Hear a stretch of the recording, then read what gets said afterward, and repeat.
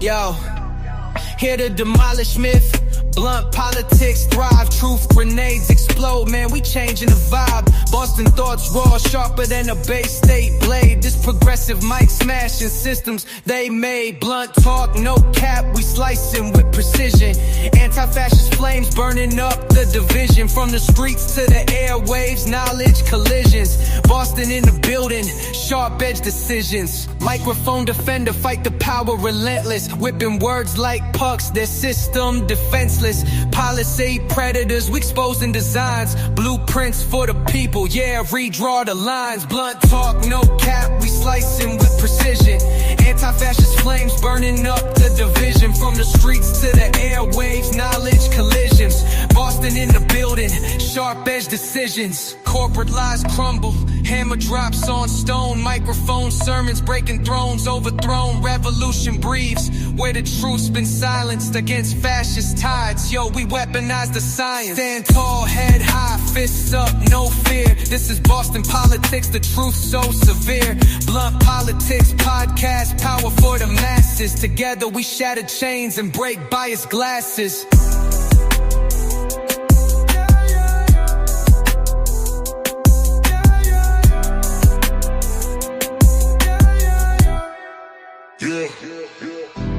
Microphone the runner, fight the power in the lilies. Whipping words like nunchucks, the system defenseless. Pulling seed predators, we exposing designs. Blueprints for the people, yeah, redraw the lines. We're slicing with precision. Anti-fascist flames burning up in division. From the streets to the airways, knowledge collisions. Boston in the building, sharp edge decisions. We're slicing with precision. Anti-fascist flames burning up in division. From the streets to the airwaves, knowledge collisions. Boston in the building, sharp edge decisions. Corporate lies crumble, hammer drops on stone. Microphone sermons breaking thrones, overthrown. Revolution breathes where the truth's been silenced against fascist tides. Yo, we weaponize the science. Stand tall, head high, fist up, no fear. This is Boston politics, the truth so severe. Blunt politics podcast, power for the masses. Together we... What's up, guys? How's everybody doing? Let me get rid of the banners. Let's go. All right. Get that rid of that background. There's a lot goes into just making that little stupid thing happen. I appreciate you guys. What's going on? Welcome to Blunt Politics. I'm Boston Brian. I appreciate you being here. The normal everyday man and woman's podcast to just, sift through the bullshit of the mainstream media. We can clown on Donald Trump, ridicule, mock, embarrass. What else can we do? Just kind of really put our foot right on the throats of Donald Trump, the GOP, Republicans, all that. We got a lot to get to. Big announcement today. Another one on top of the other big announcement from a couple shows ago where I announced I was going to be foregoing my plumbing career to move to California and do this full time. Another big announcement to get to, but I'll let some people filter in. Let's say hi to the chat first. Bring everybody in. We'll go through what we're going to cover today, and then we'll get into the announcements. Let's go. Go with the flow farm. How are you? How's everybody doing? What's going on? Good morning to you. You know what? I was just looking for an excuse to play that song. I like it so much. So it's a little complicated to get through, but I did it. Jimbo, what's going on, my man? How are you? Petrazi, as always. Hi, Jennifer. How are you? Thank you so much for your services. Appreciate you keeping that chat safe. Colleen, how are you? What's going on? Hello to all the lobsters, Bryantologists, soldiers, brigaders, my troop, my infantry, the fighters, the resistance, the actual resistance on the internet. For independent media that doesn't have any sponsors, no corporate backers. I don't try to sell you anything. I have nothing behind a paywall. All you got to do is continue to support me in my endeavors through either Patreon, the memberships on YouTube. Venmo is a great way. Whatever you guys can do, I really do appreciate it because boy, oh boy, am I going to need it. I'm going to need it. All right. So let's see here. Jeff, what's going on? Tom and Victoria, thank you guys so much. Appreciate you very, very, very much. You will be mentioned, and not and very shortly you'll be mentioned again. I promise. Who else we got here? What up? What's this? Nosowich, how are you? Jay Nosowich? I hope I'm saying that right. Suze, what's going on? Julie, what's going on? How are you? Hi, Brian Tallis, you Democracy Badass. You like, share, comment, subscribe, and thank you, fabulous mods. Please, we're so much stronger together. Slava Ukraina. Great. Couldn't have said that any better myself, Julie. Couldn't have said that any better myself. All right, let's see if we can get into showing you guys. Let's see if I can go entire screen. That would be great. Did this not work last time? We'll find out. Let's see here. And then I'm going to add it this way, and then I'm going to add it this way. All right, so we're going to be taking a look at, obviously we know, and we've been talking about Donald Trump's ridiculous birthday celebration where he's bringing in 25 Abrams tanks and 8,000 National Guard troops into Washington, D.C. for some shitty third-rate fucking military parade. Again, it's not even going to be impressive. Like, if you're going to do it, you got to go all out. That way it's impressive. But when you bring it in 25 tanks, what are you going to do? Have 25 tanks go around in circles like the Russians do? Just bring them around the block, paint another fucking insignia, another number on them, fucking send them around, do the same thing. That's not even impressive. 8,000 troops is not that impressive. I'm sorry. It's just not. But they got to now put down metal plates because we've been talking about, oh, what's up, Slacks? What's up, dude? Right back at you, brother. Yeah, it's all right. They didn't put up a good showing. They deserve to lose. It is what it is. To the victor go the spoils. Kathleen, thank you so much. I appreciate you guys. Everybody that donates and gifts and super chats and has a member milestone, whatever it may be. You guys are near and dear to my heart and really are the backbone of Blunt Politics and the only way that I'm going to be able to move this forward and continue to grow this channel. So I appreciate you guys. Thank you so much. Kathleen, thank you very, very much. But yeah, they're going to have to put down metal plates on the streets to protect the streets from the tanks that we knew were going to destroy the streets. Like everybody's been talking about, like, if you put an Abrams tank on those streets, it's probably going to damage the streets, right? So what's happening is the mayor's now saying, any damage caused, which is guaranteed still going to be damage. There's probably going to be damage just from laying down the metal plates there.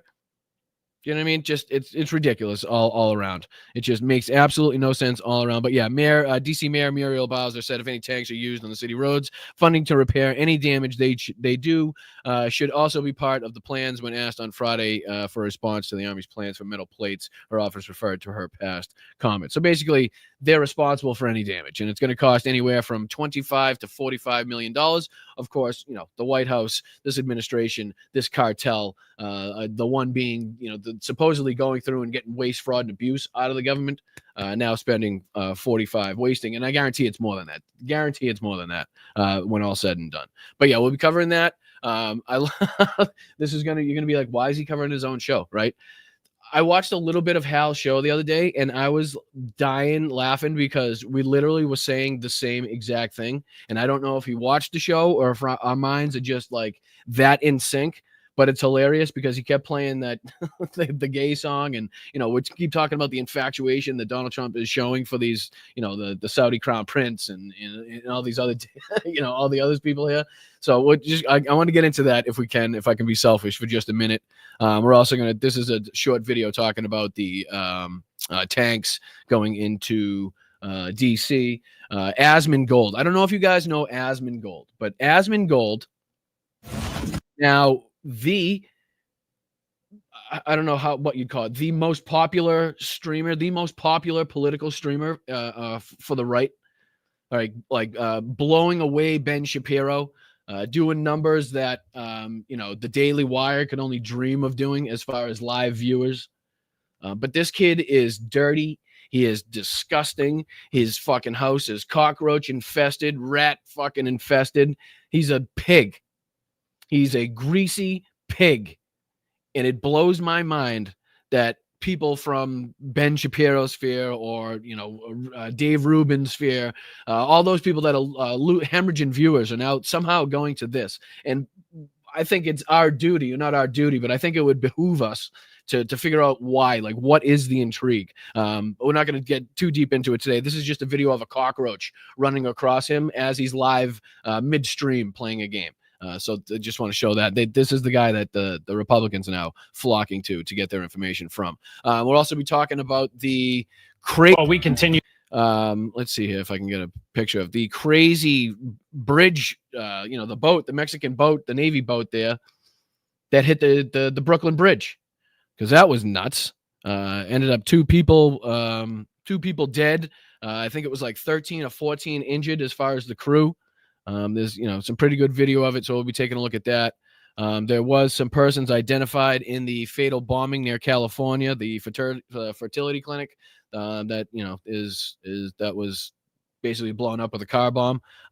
They say a person of interest is identified in fatal bombing, so we'll see what they got to say about that. Hopefully they get that bastard, whoever it may be, off the streets as soon as possible, so he can face justice as he should, or she should. We'll also be talking about how Steve Witkoff canceled his trip to Moscow as the Kremlin snubs the 22-point U.S.-Ukraine European-backed ceasefire plan. It doesn't seem to be going very well. This, of course, ahead of Donald Trump's big phone call tomorrow that he's going to have that's going to supposedly take care of this in about 25 minutes, of course. But, yeah, lots to get to. I appreciate you guys. Let me see if I can go back here just for 1 second. But yeah, I appreciate you guys. I really, really do. I couldn't be here without your support.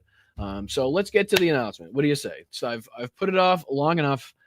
It's been something that I've put off for a multitude of reasons. One of which is not giving away too much of the information, but some upcoming shows will be either missed, or they will be just at different times, maybe not as long. Who knows? Maybe some quick hitters here and there. But I myself have been involved in the brutal invasion of Ukraine by Russia since 2022 when it happened. I was vaguely familiar of the situation in Crimea before that. I know that's not when this whole thing started, but obviously a lot of people were drawn to this conflict when the full-scale invasion began.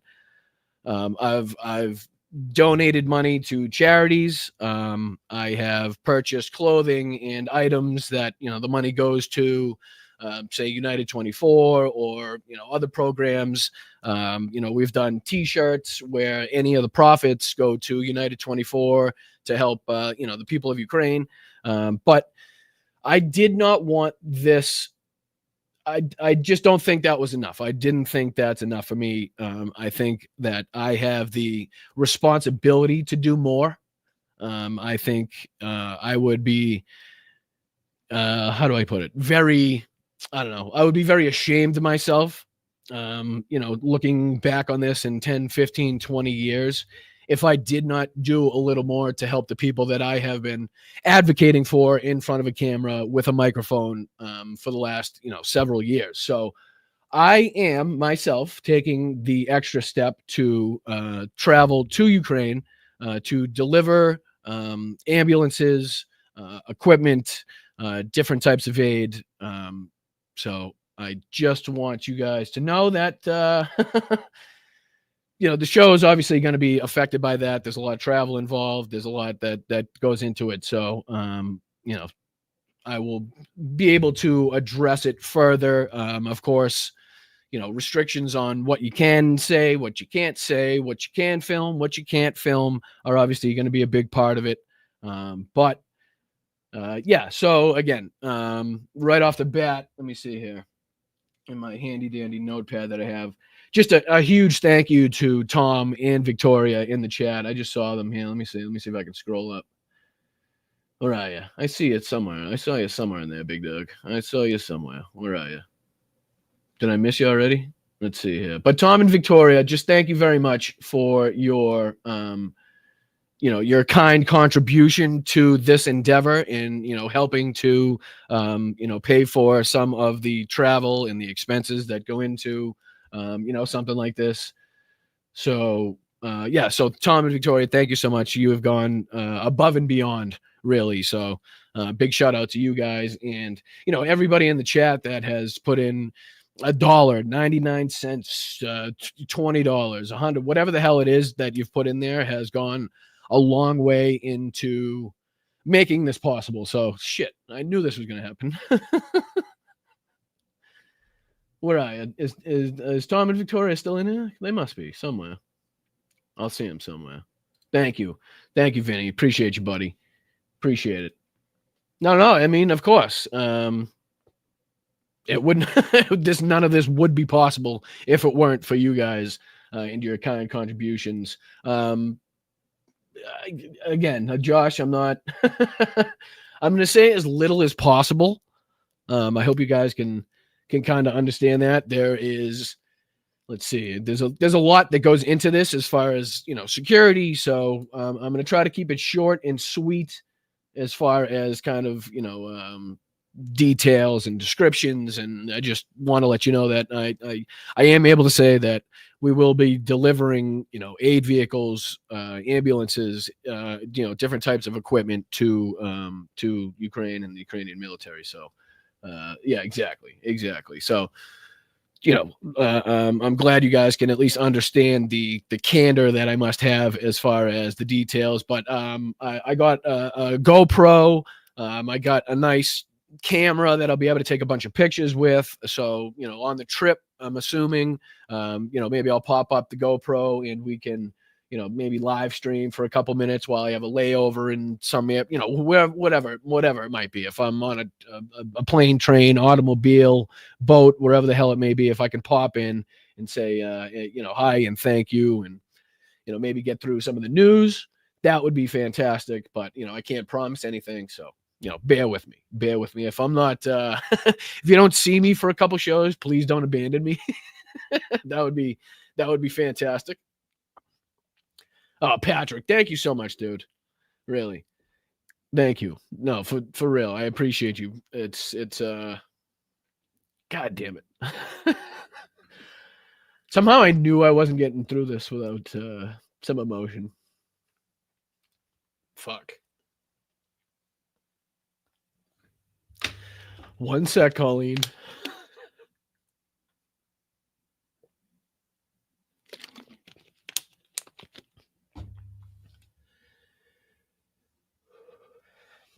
All righty. Colleen, thank you. Appreciate you. Fuck. It's about all I can get out right now. Oh boy. No, I don't know, bro. I don't know, Wes. That seems like a stretch. Just to say the least. I think that's a stretch. Let me go grab a tissue. I'll be right back. You guys talk amongst yourselves for a sec. Yeah, you can ponder on the metal plates that need to be put down. And my apologies for the emotion.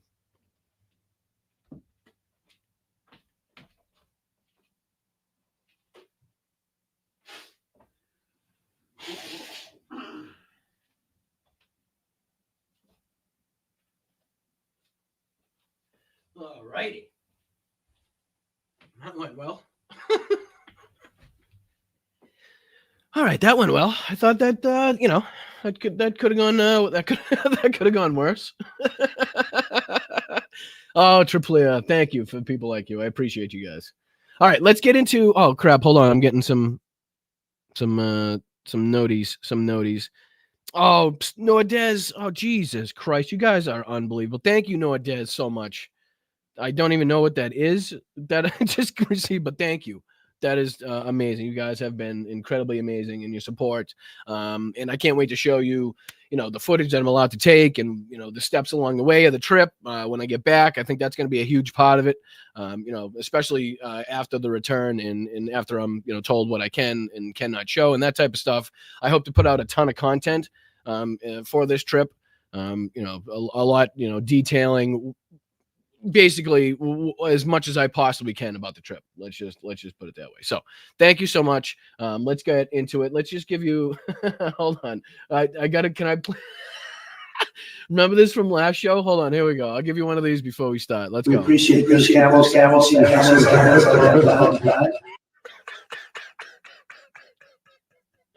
Oh man.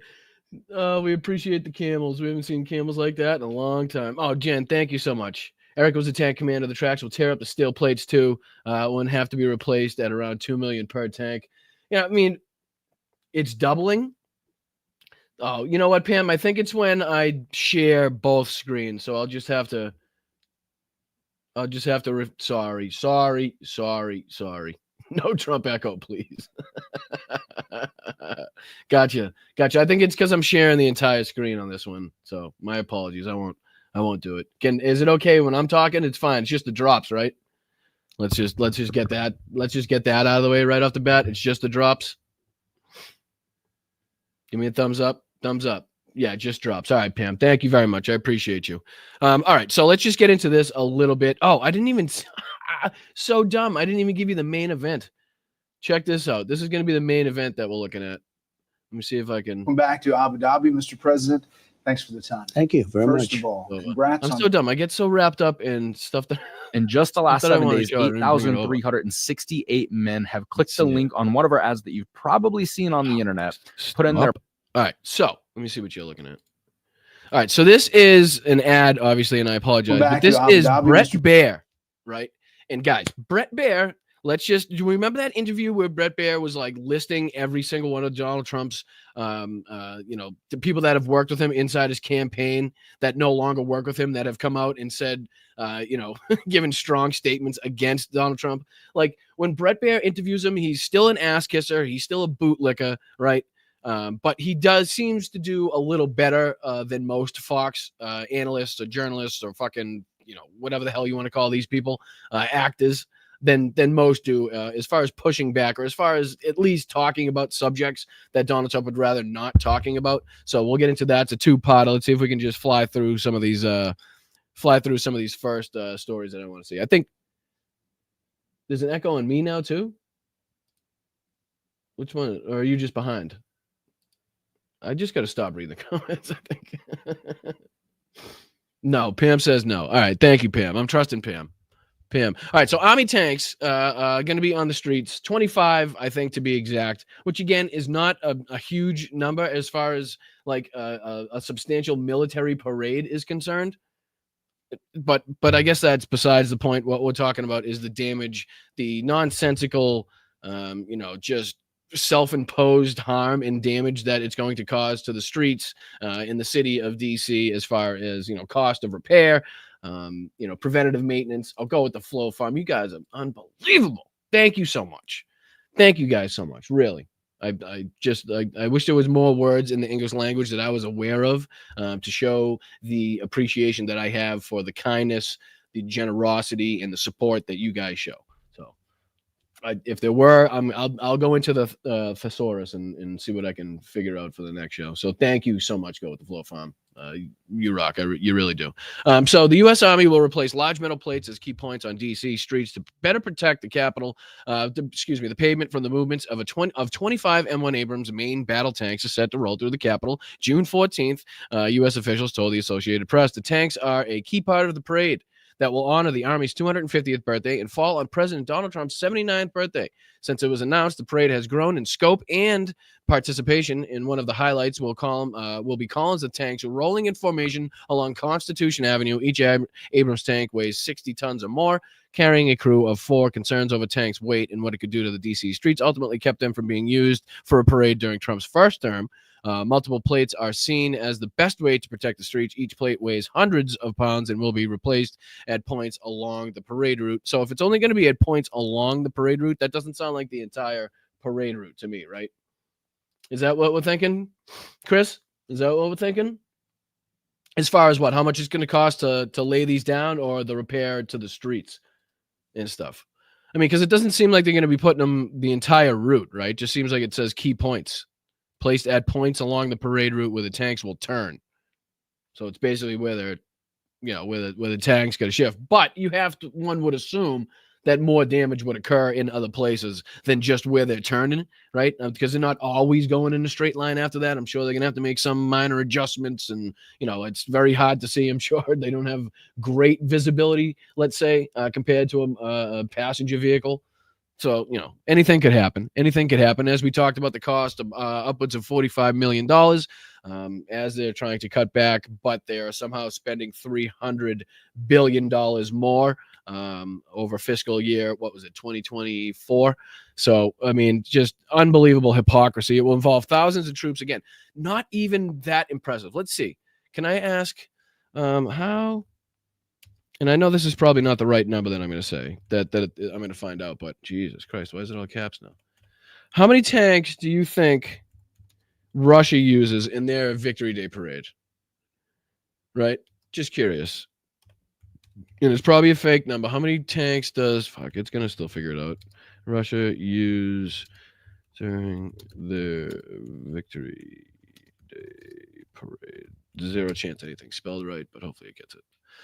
In the Victory Day parade, also judiciously plays a large number of tanks to demonstrate its military strength. However, in recent years, the number of tanks showcased has been significantly reduced, clearly. In 2024, only one tank, a World War II era T-34, was featured in the parade, while the parade still includes other military vehicles. Well, that's fucking hilarious. I forgot about that.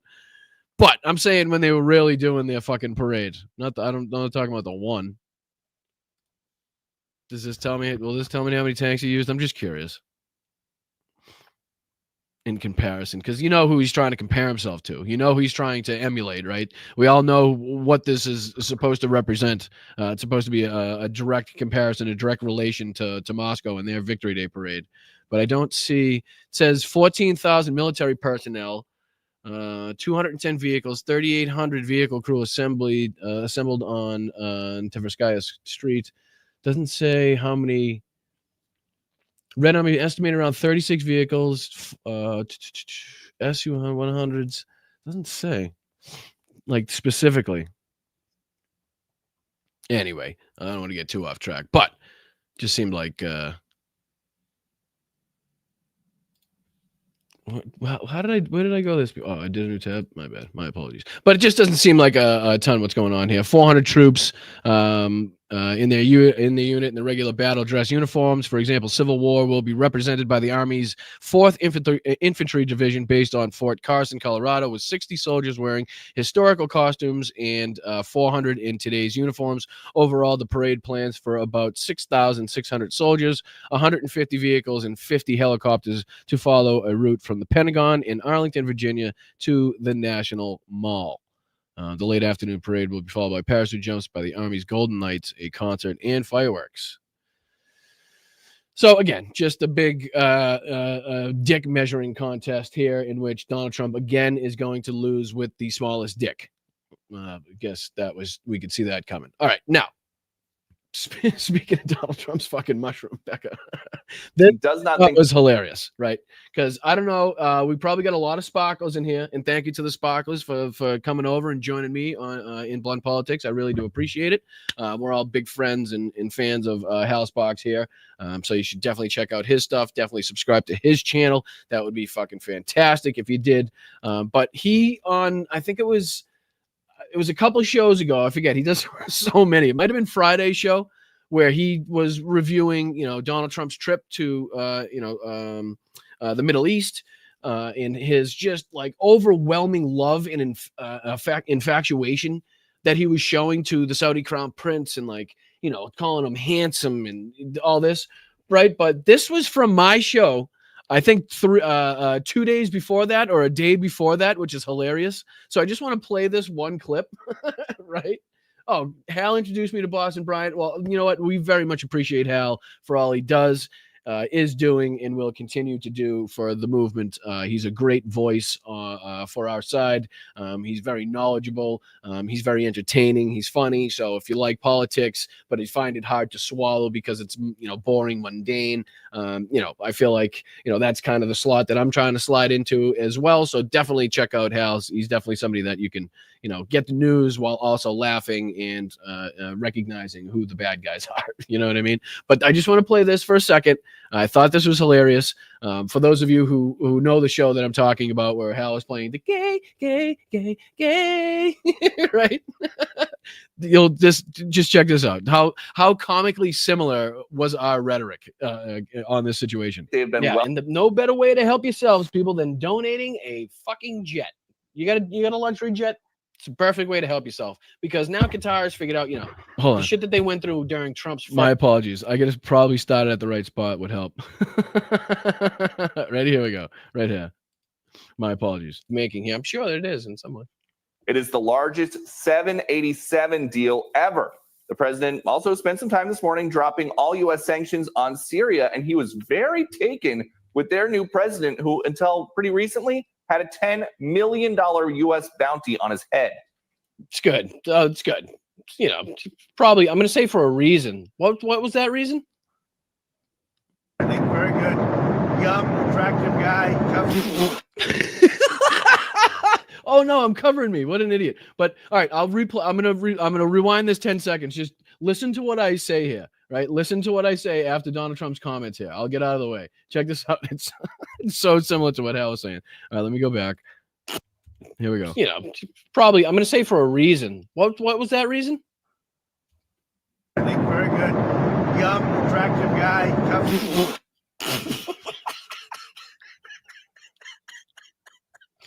Trump is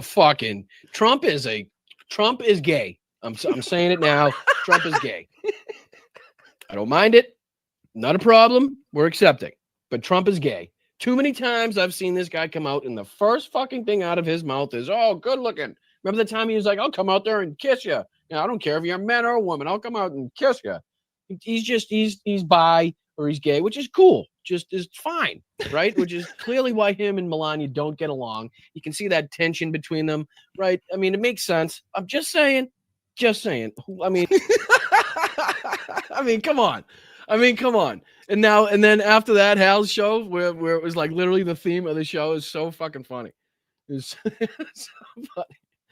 I was like, he either definitely confirmed that Hal watches my show, or we just have, you know, that whole great minds think alike thing was working out pretty well. But I found that to be funny. I found that to be hilarious. So, all right, just wanted to play that. I had to get that out. This is another Parade just is quick now- video on the tanks going into Washington, but I think we're good on that one.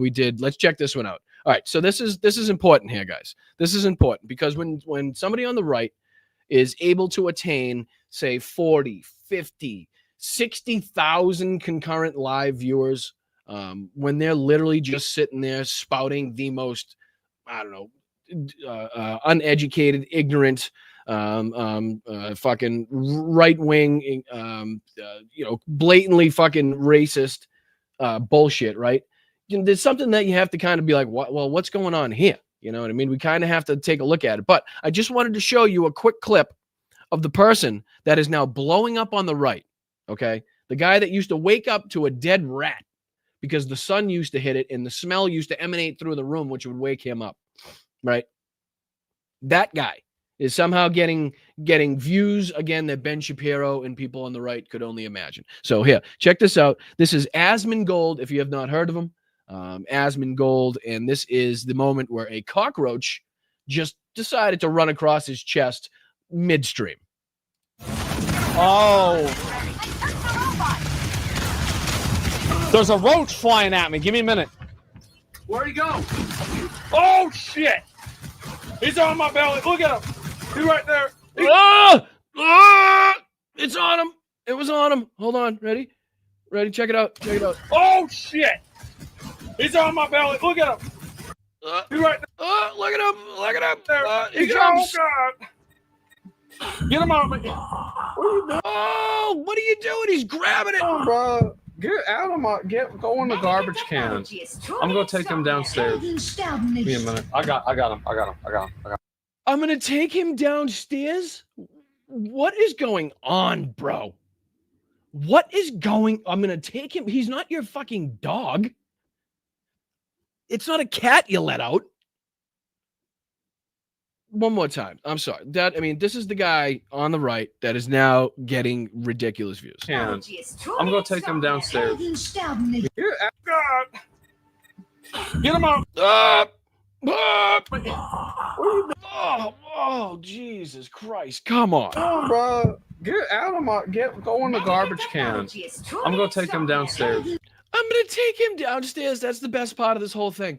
That's the best part of this whole thing. Not the part where he's like really not that freaked out, but the part where it jumps on his chest and he's still not freaked out and he wants to show the camera. Not that part. Not the part where he sees it on his arm and then decides to bare hand just grab it instead of flicking it off or something like that. Not the part where he says get in the garbage can, but the part where he says I'm going to bring it downstairs. That's the fucking killer to me. That's the killer to me. He does comb over. He has a Trumpian comb over. Clean your house, Bobby says. Is that a palmetto of a hug? No, it's a roach. That is a big fucking roach, as Ron says. That is a BFR. Let's go. Oh, sorry, I pressed the wrong button. Here we go. Give me a minute. I got him. He's right. He's showing it to the camera. Can't my mouth. Look at his chat. You see the chat on the left-hand side? Wash your hands, bro. Take him downstairs. Somebody thought, yes. Somebody else thought it was hilarious, too, that he said take him downstairs. Look at his chat. Go back one. Ready? Bro, why are you so calm? What the fuck? Oh, my God. Ew. I don't get it. I don't get the... I mean, not only this, but his takes are shit. Right? His takes are just absolute dog doo-doo. He's clearly just not, I don't know. It's strange to me, the people that pop off. It really is. But I think this is something we need to keep a little bit of an eye on because the numbers just, it's imperative because the numbers just suggest that something is we got to take a look at something and figure out the reason why so many people are flocking to this asshole as far as right-wing chuds. All right, so I'm sure, let's get to this one. I'm sure many of you have heard or seen about the Mexican Navy training ship that crashed into the Brooklyn Bridge, killing 2 people, injuring, I believe, 13 or 14. I'm sorry if that has gone up since I took a look at it. But let's just take a look at a quick video describing and letting you know what happened. This was nuts, dude. This was nuts. I mean, people were on top of these masts. I want to let you know. I'm assuming that that's, those are where the 2 people that perished in this tragic accident were in that, but I'm not certain. So I guess I should probably keep my speculations to myself at this point. But let's take a look at what happened. Continue to follow breaking news at this hour as 2 people have died after a Mexican Navy training ship ran right into the Brooklyn Bridge. Here's what we know right now. The vessel was sailing on the East River when its mast collided with the bridge around 8:30 last night. The boat was packed with passengers at the time. 19 people were injured, 2 critically, and 2 have died. The bridge is open to traffic this morning. Zania Maldonado joins us live from Pier 36 on the Lower East Side with more. Zania? Doug and Elaine, well, this morning, Mexican Navy officials telling us that this crash happened during a, quote, sailing maneuver. Mayor Eric Adams adding that the crash happened, it was due to a loss of power of some sorts. Now, this morning, we're here along the East River at Pier 36, and this is the ship right over my shoulder. And if you take a look at the top of that, you can see those It almost masts looked that like it was, my apologies, I was responding to somebody, but it almost looked like, did they show it? Yeah, let's take a look here. It almost looked like it was it definitely was in reverse, but was it being blown by the wind in reverse?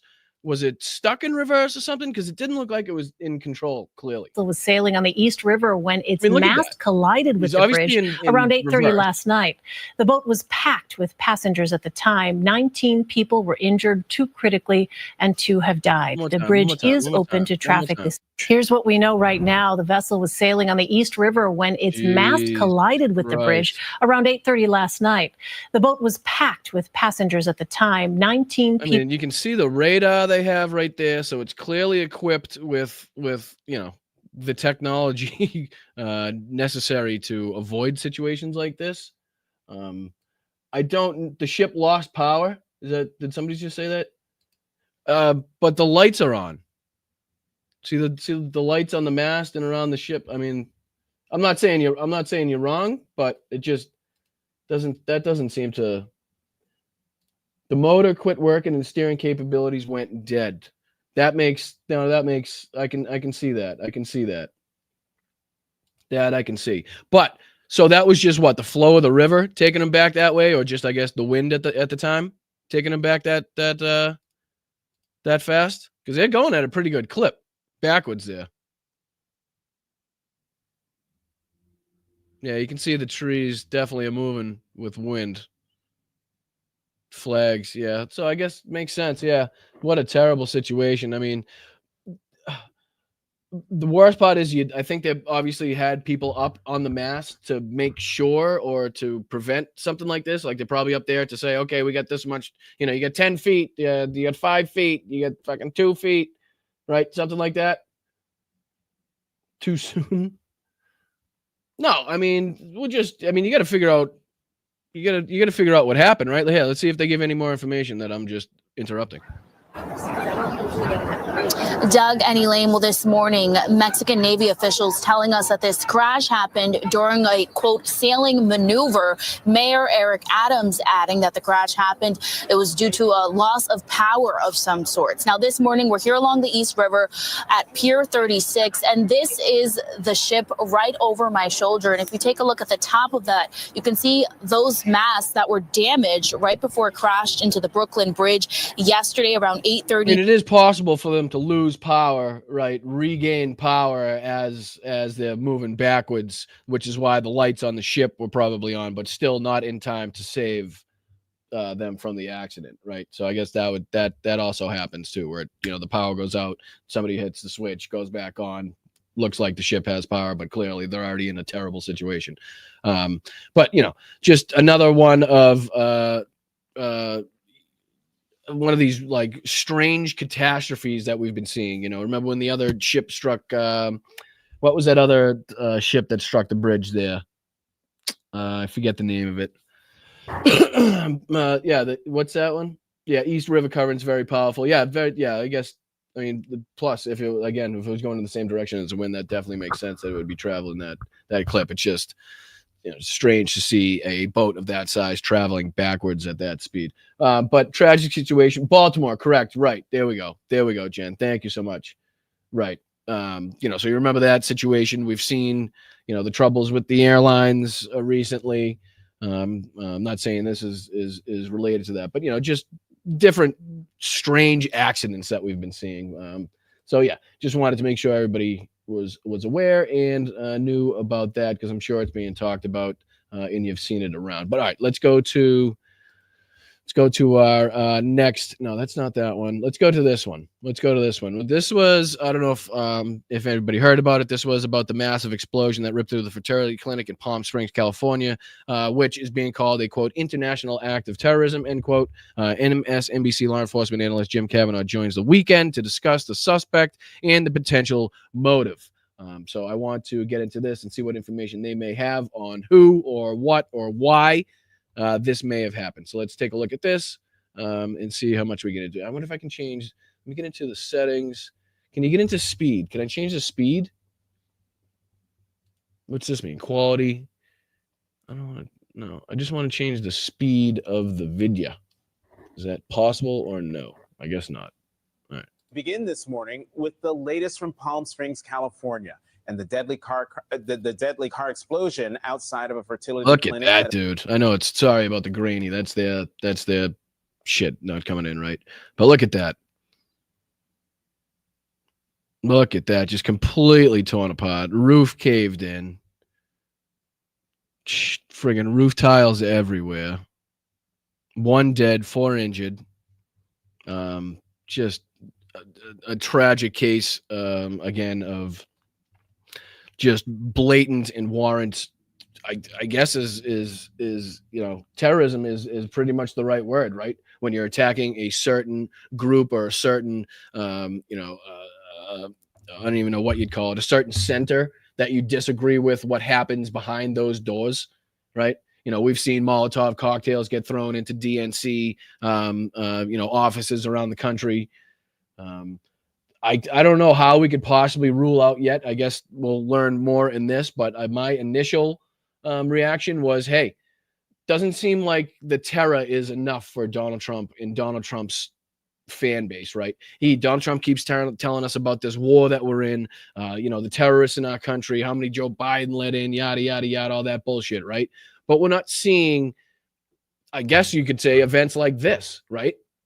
obviously, until right this second that we're talking about it. But what are the chances one of these right-wing extremists decided to take it upon himself to create a situation where it might look like there is now active terrorism happening around the country, which would then justify or enable Donald Trump to use, I don't know, special powers, to use the military to do basically his duty and to clear out people, right? So you can see how this is like, I'm not a tinfoil hat type of guy, but I guess we'll find more in this video. But that was just my first reaction. That officials are calling an intentional act of terrorism.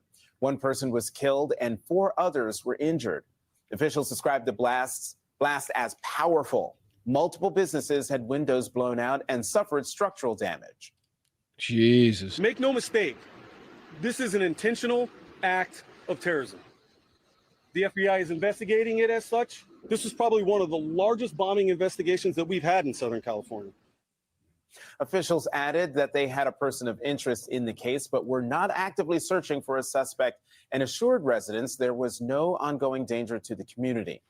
Late last night. I mean, you have to think that with the proliferation of cameras everywhere, especially outside businesses, through front doors, up across the street, whoever business there were. If it was apartment buildings, they typically have cameras now, especially, I would assume, in Palm Springs, California, which, just seems like an area that would have, cameras everywhere. So one would have to assume, you would hope at least, let's not say assume, but one would hope that this was caught on camera, this was caught on film, the person's license plate, the person's vehicle, where he or she went, that type of thing. You would hope that was being that is available to the FBI that are conducting this investigation.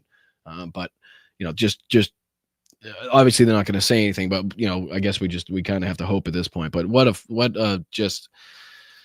people are nuts. People are absolutely nuts. I mean, to do something like this against people that are like there to help, right? People that are sometimes donating their time to be there to help others that are in need.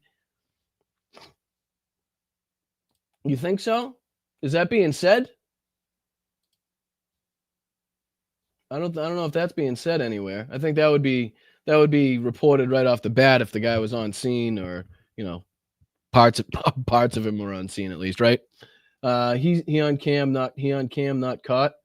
Well, they're not going to tell us that. I mean, if they have a good lead and they know where he is, they're not going to tell us. But if it's something like, remember the marathon bombing in Boston, obviously, where they were in a big discussion, heated discussion on whether or not to release the photos of the suspects at the time. Ultimately they were leaked and they were shown to the public, and the public were then on alert for these people, for the 2 individuals. So it's if they're having trouble, typically they release it for the public's help. But if they're not having trouble, they're probably not going to say anything. So hopefully the fact that they haven't said anything or come out with any of it means that they are hot on the trail of somebody.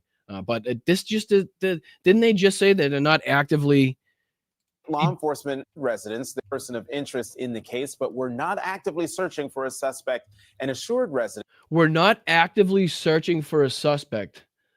Let's see. Mel says they are pro-life if rape is involved, but not IVF. Absolutely.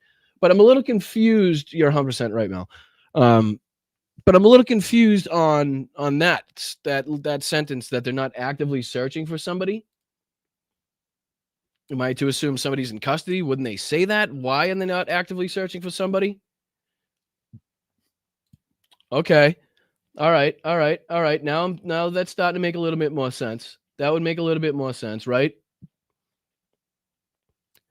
That would make a little bit more sense. And maybe the person of interest is just somebody associated or involved somehow with this. Wait a minute. Somebody said he live streamed it. Jorge said he live streamed it. Did he really? Gene said he blew himself up. MJ said he blew himself up. That means he's been found dead. Paul says, all right. I mean, that makes more sense, but why wouldn't they? This hits very close to home for me. Yeah, absolutely. Absolutely, Mel. I'm sure. But why wouldn't they announce that? Right? I guess would be my next question. Mary, right? I guess my next question would be, why wouldn't they announce that? You know, usually, typically, say if it's a shooter situation and the shooter dies on the scene, they will say the shooter died at the scene, right? I guess that's just, I just seems a little strange to me. Yeah, sorry, wrong one. Remember the guy who blew himself at the camper in Nashville was not called a terrorist when he tried to blow up an AT&T building because he was more than likely a Republican. So pay attention to the narrative. That guy was just looking to end his life. This event is being painted as terrorism. But I mean, you got to figure the place that he picked it for a reason, which probably aligned with the views and his, anti abortion stance that he had. Regardless of whether or not he was just trying to take himself out, he decided to use this spot as a way to amplify his bigoted, stance on this whole thing. And Petrozzi says, yes, he live streamed it. Fucking crazy motherfucker. He set up a camera. Someone said he set up a camera 10 minutes before detonating. Well, excuse me. He set up a camera before detonating. Craziness, man. But thank you guys for the info. I appreciate you guys. I always say the chat's more informative, more informed, and always knows more than I do. So I always appreciate you guys when you set me straight. All right, let's take a look at this last story, and then we'll get into our main event. All right, this is something I just wanted to look at because Witkoff was being touted by Trump and touting himself as how much they've advanced the conversations as far as ending the war in Ukraine and all this bullshit that hasn't come to fruition at all. Vladimir Putin's stance hasn't changed. If not, it's gotten more hardlined. There are now multiple reports and articles on the Russian military itself does not want to stop. They want to continue this. The hardliners, the nationalists in Russia, I don't think are going to allow Vladimir Putin to stop this. Right? His intentions were not what he has now. So if he stops now, if a ceasefire happens now and he takes now, it will be considered a loss. It will be considered treasonous to the Russian hardliners, the Russian nationalists that surround and influence Vladimir Putin. So, Steve Witkoff canceled his trip to Moscow as the Kremlin snubs 22-point U.S., Ukraine, European-backed ceasefire plan. The cancellation halted. That would have been Witkoff's fifth meeting with Putin since February. Of course, we know the failed meetings in Istanbul, where Putin was supposed to show up. We knew he wasn't going to show up. Putin later proposed direct talks in Istanbul. Zelensky accepted and urged Putin to attend, but the Russian president refused, sending a low-level delegation led by former culture minister Vladimir Medinsky. So instead of going himself, he sends a low-level delegation by a former culture minister, Vladimir Medinsky, which is an absolute slap in the face to Volodymyr Zelensky, who has said openly in the past that, at the presidential level, the president should meet with the president, right? Or at least a presidential delegation. Let's see here. Mel says, they have also shut down a whole area of 29 Palms where the guy lived because the other possible explosives. Oh, is that ongoing right now? Well, it's good that they're being thorough. Is there any way to get rid of this thing on the bottom here? I'm looking for an X. I don't see one, but that's all right. Let's see. The meeting on 10 May lasted less than 2 hours and resulted in only an agreement on prisoner of war swap without any progress towards ceasefire. European frustration and coordinated response. European leaders sharply criticized Russia's stance. French President Emmanuel Macron stated that Russia had no interest in a ceasefire and warned that new sanctions were forthcoming. UK Prime Minister Keir Starmer, people in Ukraine and across the world have paid the price for Putin's aggression. Now he must pay the price for avoiding peace. Love it. Together, the German Chancellor Friedrich Merz and Polish Prime Minister Donald Tusk, the four issued a joint statement with Zelensky calling Russia's position, quote, unacceptable. They also held a joint phone call with President Trump, who welcomed further coordination. I think there was a statement also. Let's see here. Truth Social. Truth Social. I think Donald Trump tweeted something about this. Tweeted Truth, whatever the hell you want to call it. Let me see here. You're going too fast. No, what? Get out of here. Can I just scroll, please? Why won't it let me scroll? Get out of here. You're going too fast. Please wait. How am I going too fast? Let me refresh it. Give me a refresher. What is happening? Why does it say no truth? Okay. Is my VPN not allowing me to go to the site?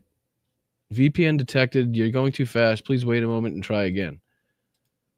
Alrighty. Well, I'll just type in Trump truth Russia. Why is it all in caps? Let's see. Images. This was talking with Russia, Ukraine. Let me see if I can get the most recent one. Trump says, I will be speaking by telephone. Is this it right now? They never show it. Trump wrote, let me see here. This is going to take me to it. Take me to it, baby. Take me to it. Nothing. God damn it. Oh, this is the Vladimir stop one. No, this is a long time ago. Anyway, he put out some half-assed statement about his phone call that he's going to have with Vladimir Putin tomorrow. Again, as this is going on as well. Hey, let me show you this. Let me cancel some of these so I'm not taking up all the memory. That's done. That's done. I did. That's done. I did. That's done. I did. All right. So let me show you this one as well. Not something that, you like to see, but I got to tell you what's going on. This is the news. Let me bring it over here so you guys can. Why is Amazon paying me days? We've seen more strikes. $63,000? The largest drone strikes as well. All right. So this is. Let me see if I can switch account. In the last. That's why there's no.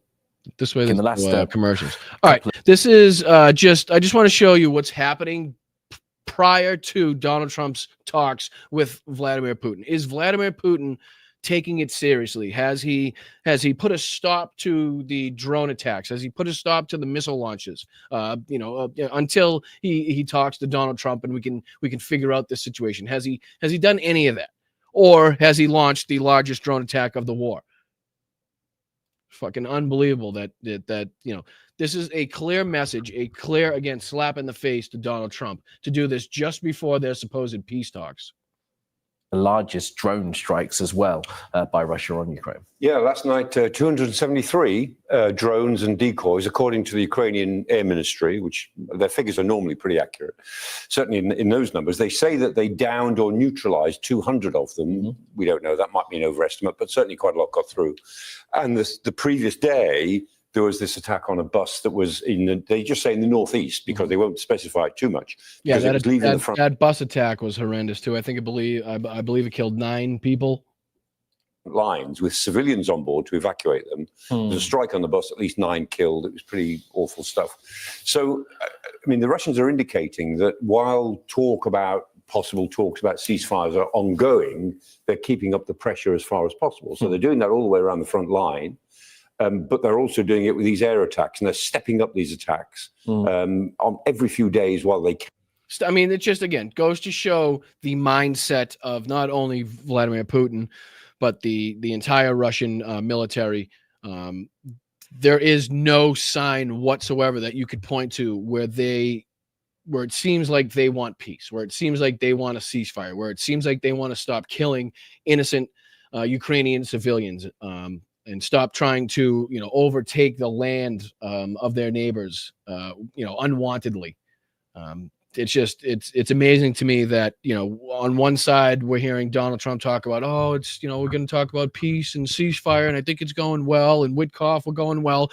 Meanwhile, Russia's just sitting there launching drone attacks like it's going out of fucking style, right? It's embarrassing on so many different levels to have our leaders be so incompetent, to not recognize that they're being fucking lied to their face, that the opposite of what they say is actually true. And they just keep, no matter what, keep pushing forward with this. They're doing well. The talks are going well, not acknowledging the fact that this was supposed to end in 24 hours after Donald Trump was elected. Not when he was inaugurated, when he was elected. It's going to make that one phone call, right? It's going to make that one phone call. How many phone calls is this now? How many fucking phone calls is this going to be? And how many times has Russia continued to attack Ukraine, even though Donald Trump has begged Vladimir, stop. That didn't seem to work. That didn't seem to fucking work, did it? You don't have the control that you thought you did, Donnie, do you? Huh? Nobody fucking respects you like you thought they were gonna. speaking of respect, let's get into this bullshit. This is Donald Trump speaking to Brett Baier in the Middle East. I forget where they said. He says where this is. He'll let you know. Somewhere in the Middle East. But yeah, this is another one of the interviews that completely goes off the rails. Another one that clearly shows Donald Trump's, again, incompetence, his lack of mental acuity, his decline mentally, his fucking hair loss, his posture, his just overall demeanor, in being a shrunken little man right now. So let's get into this and see how much we can call out, laugh at. Thank you guys so much for your support, your kindness. Please hit the like button. Please subscribe to the channel if you are not subscribed yet. To anybody that's watching that, is watching for the first time, thank you very much. I hope you're enjoying yourself. We're just trying to sift through, again, the bullshit of the news and the mainstream media, and we talk about it like regular people, like you would your friends or your family, and so you don't feel like you're being talked down to. We're just, again, sitting there, hanging out, talking about politics, calling out fascists, being part of the resistance. Again, that's what we do here at Blunt Politics. So please hit the like button if that's what you're about. Let's go. Mr. President, thanks for the time. Thank you very much. First of all, congrats on becoming a grandfather for the Yes. 11th time. Most importantly, Tiffany, baby right. Alexander. Tiffany, he's hearing this for the first time, Brett. This is news to him. Who's Tiffany? Who's Tiffany? Really good. Yeah, and let me see if I can do it this way. That way I can use drop. So let me see if I can stop screen share. All right, I'll make myself big for a second. Let me do it this way. I'll just do the single screen. For some reason, I can't do the drops audio. Let me see if now this works. Will the mods or somebody in the chat let me know if this doubles, this drop, or if it sounds okay? When you ran out the healthy arms, you ran out of really healthy. They had great arms, but they ran out. It's called sports. It's called baseball in particular, and pitchers, I guess you could say, in really particular. Sounds good. Good audio, no doubling. Thank you, Pam. Appreciate you. All right, let's get back into it. Again, this is Donald Trump, Brett Baier, Middle East. Tiffany's give birth to first child. This is ridiculous. Come on, let's go. Look at it. He's got Aladdin's lamp in the middle. I feel like the genie's about to pop out of that. Mr. Aladdin, sir. Great couple, I think. And the baby is perfect. I'll let you know about it in 21 years. I'll let you know about it. Since when do you wait till anything is 21 years old? Isn't that your whole shtick? You don't wait till they're 21. And it doesn't seem to matter if they're related to you. Or even your daughter. Huh? No? No? Why 21 years? And again, you will, if you're on this fucking earth in 21 years, I'm leaving. How about that? How about that? If you're still here in 21 years, I'm fucking out. I'm fucking out on the first plane out of here. There's just no friggin' way. There's no way that this guy is going to be here in 21 the dogs, the people that came in, they're eating the cats. They're eating the pets of the people that live there. Come on, play. Ready? Camels like that in a long time. We appreciate those camels. I haven't seen camels like that in a long time. We haven't seen camels like that in a long time. All right, sorry. But the baby is good, so we're happy about that. I look forward to seeing the baby. Seeing you with those grandkids. He hasn't seen the baby. He looks forward to seeing the baby. He knows the baby's perfect. He'll show it to you in 21 years, but he hasn't seen it yet. This is a big trip. This is seen, especially in this region, as a major, major success with the interaction between each one of these countries. How do you? It's a success for them because, as again, good friends of the show, people like Hal Sparks has done great and in-depth reporting on the fact that the Middle East is losing their ability to lay on the pillow of oil for their wealth. They are now having to reach into different areas of the economy to generate wealth because the oil is running out.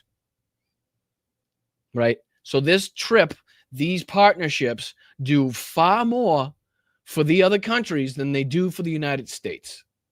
They are hoping on, they are hooking on to Donald Trump and Elon Musk, hoping to stay alive for the future, hoping to generate more areas of revenue, hoping to control more things that other people need in the region so they can continue to, live with their exorbitant wealth in this area. So this is a joke.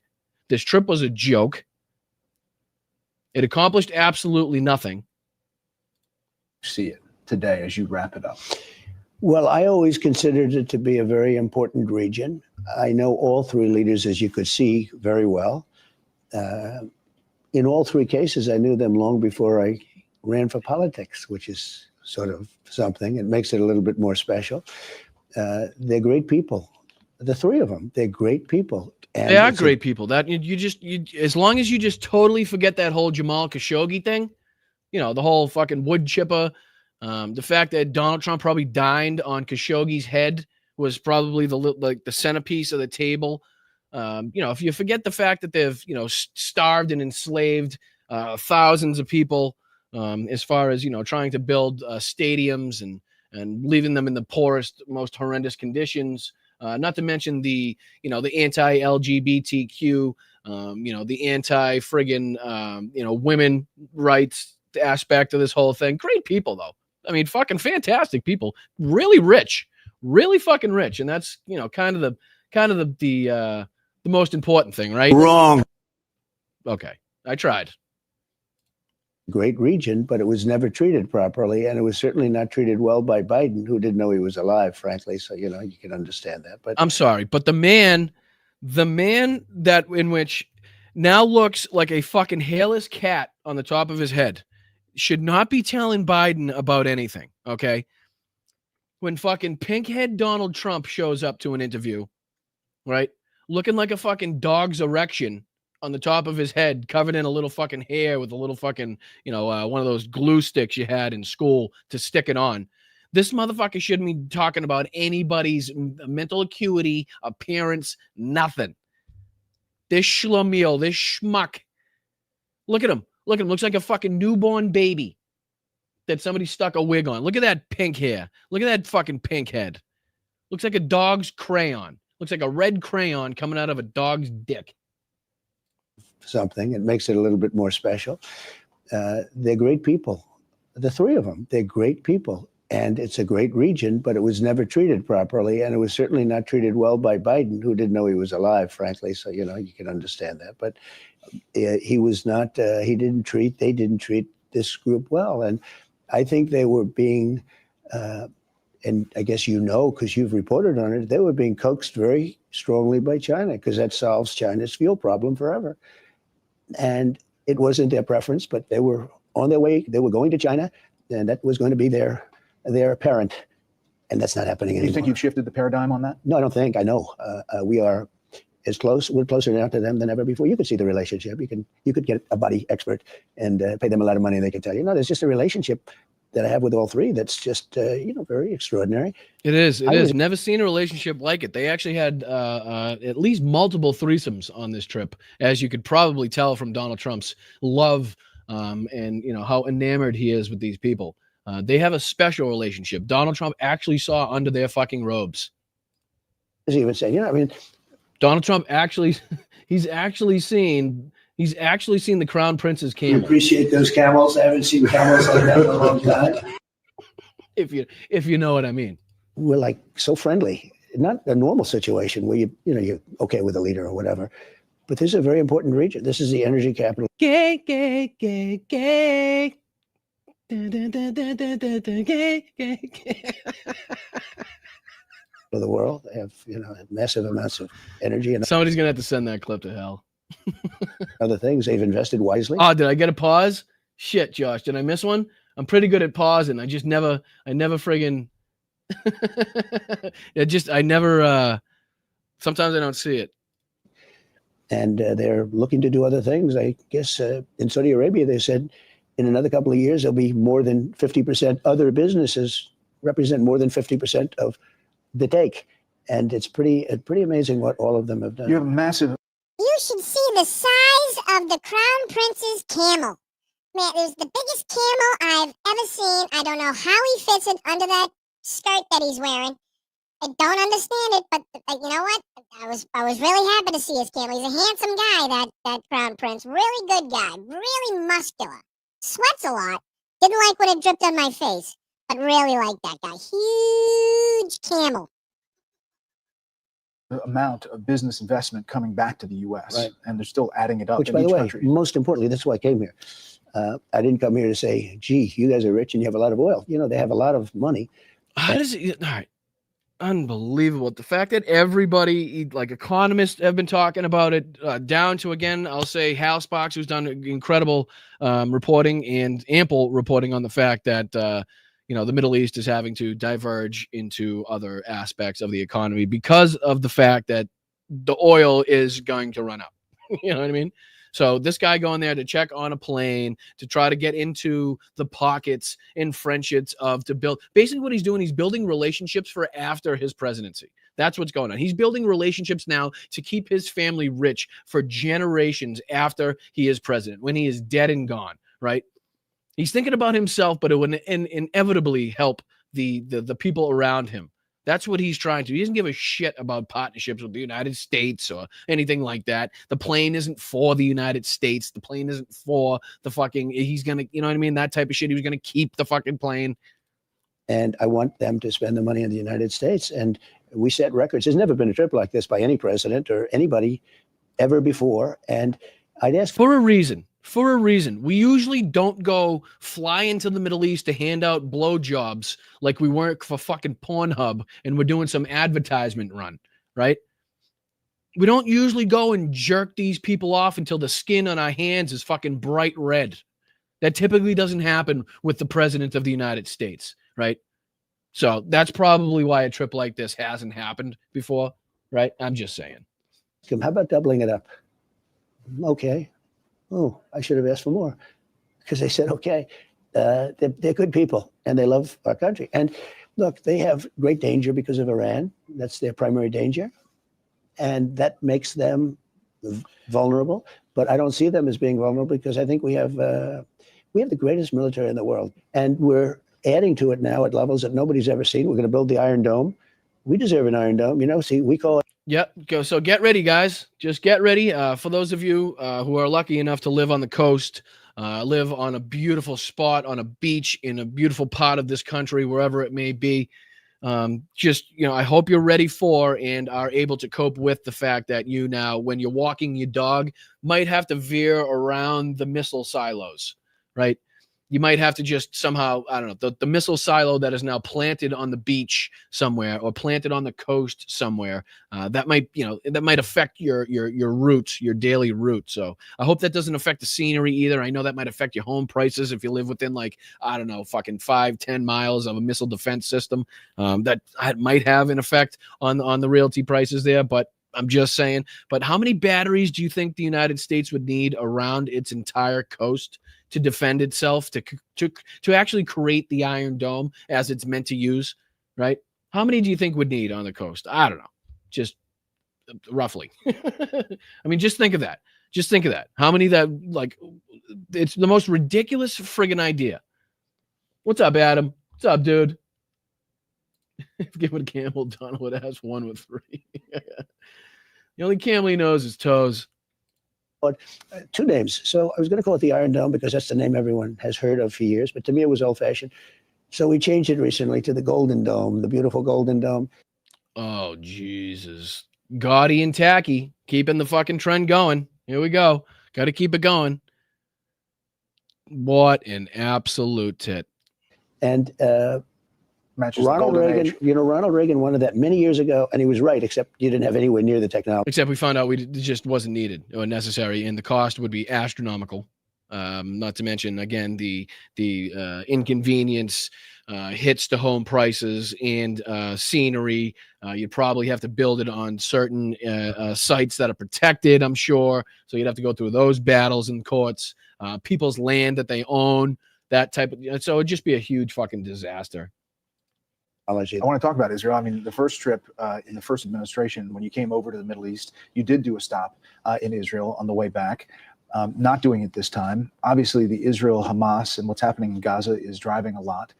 How do you see that? Are you frustrated at all with Prime Minister Netanyahu? No, look, he's got a tough situation.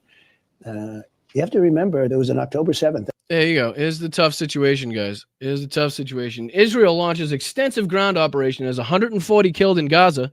Israeli military says there's begun extensive ground operations throughout northern and southern Gaza as part of its, quote, Operation Gideon's Chariots. The relentless bombardment of Gaza on Sunday has killed at least 140 Palestinians and rendered all the public hospitals in northern Gaza out of service. We're seeing series of attacks from north and to the south. One of the latest attack targeted a house in Jabalia without any warning. At least one Palestinian has been killed and dozens more injured. More people are fleeing to the western parts of Gaza, trying to escape the Israeli airstrikes and artillery shelling. They're evacuating under fire. Palestinian civil defense teams are saying they're unable to reach the wounded and those trapped underneath the rubble because Israeli quadcopters are targeting whoever approaches these destroyed homes. They're also saying they don't have necessary equipment to rescue victims. So, 3 Palestinians killed in an Israeli attack on tent camp in Al-Azwazi. Sorry, that was impossible for me to say. Families have really kept. So, I mean, it's just tell me how difficult that they have it. Please go on about this difficulty.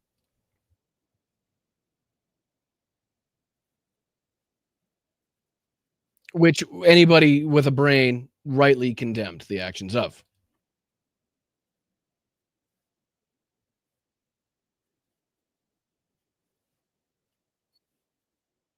Lies. It was happening. It did happen. It was occurring during his presidency. Multiple people, multiple creators, multiple news agencies have reported on the conflicts and the missile launches in the back and forth between Hamas and Israel during Trump's administration.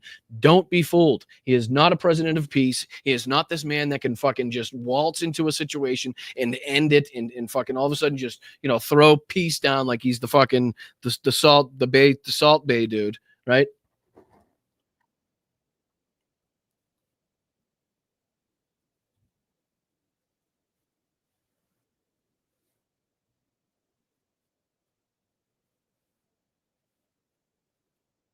Beyond stupid.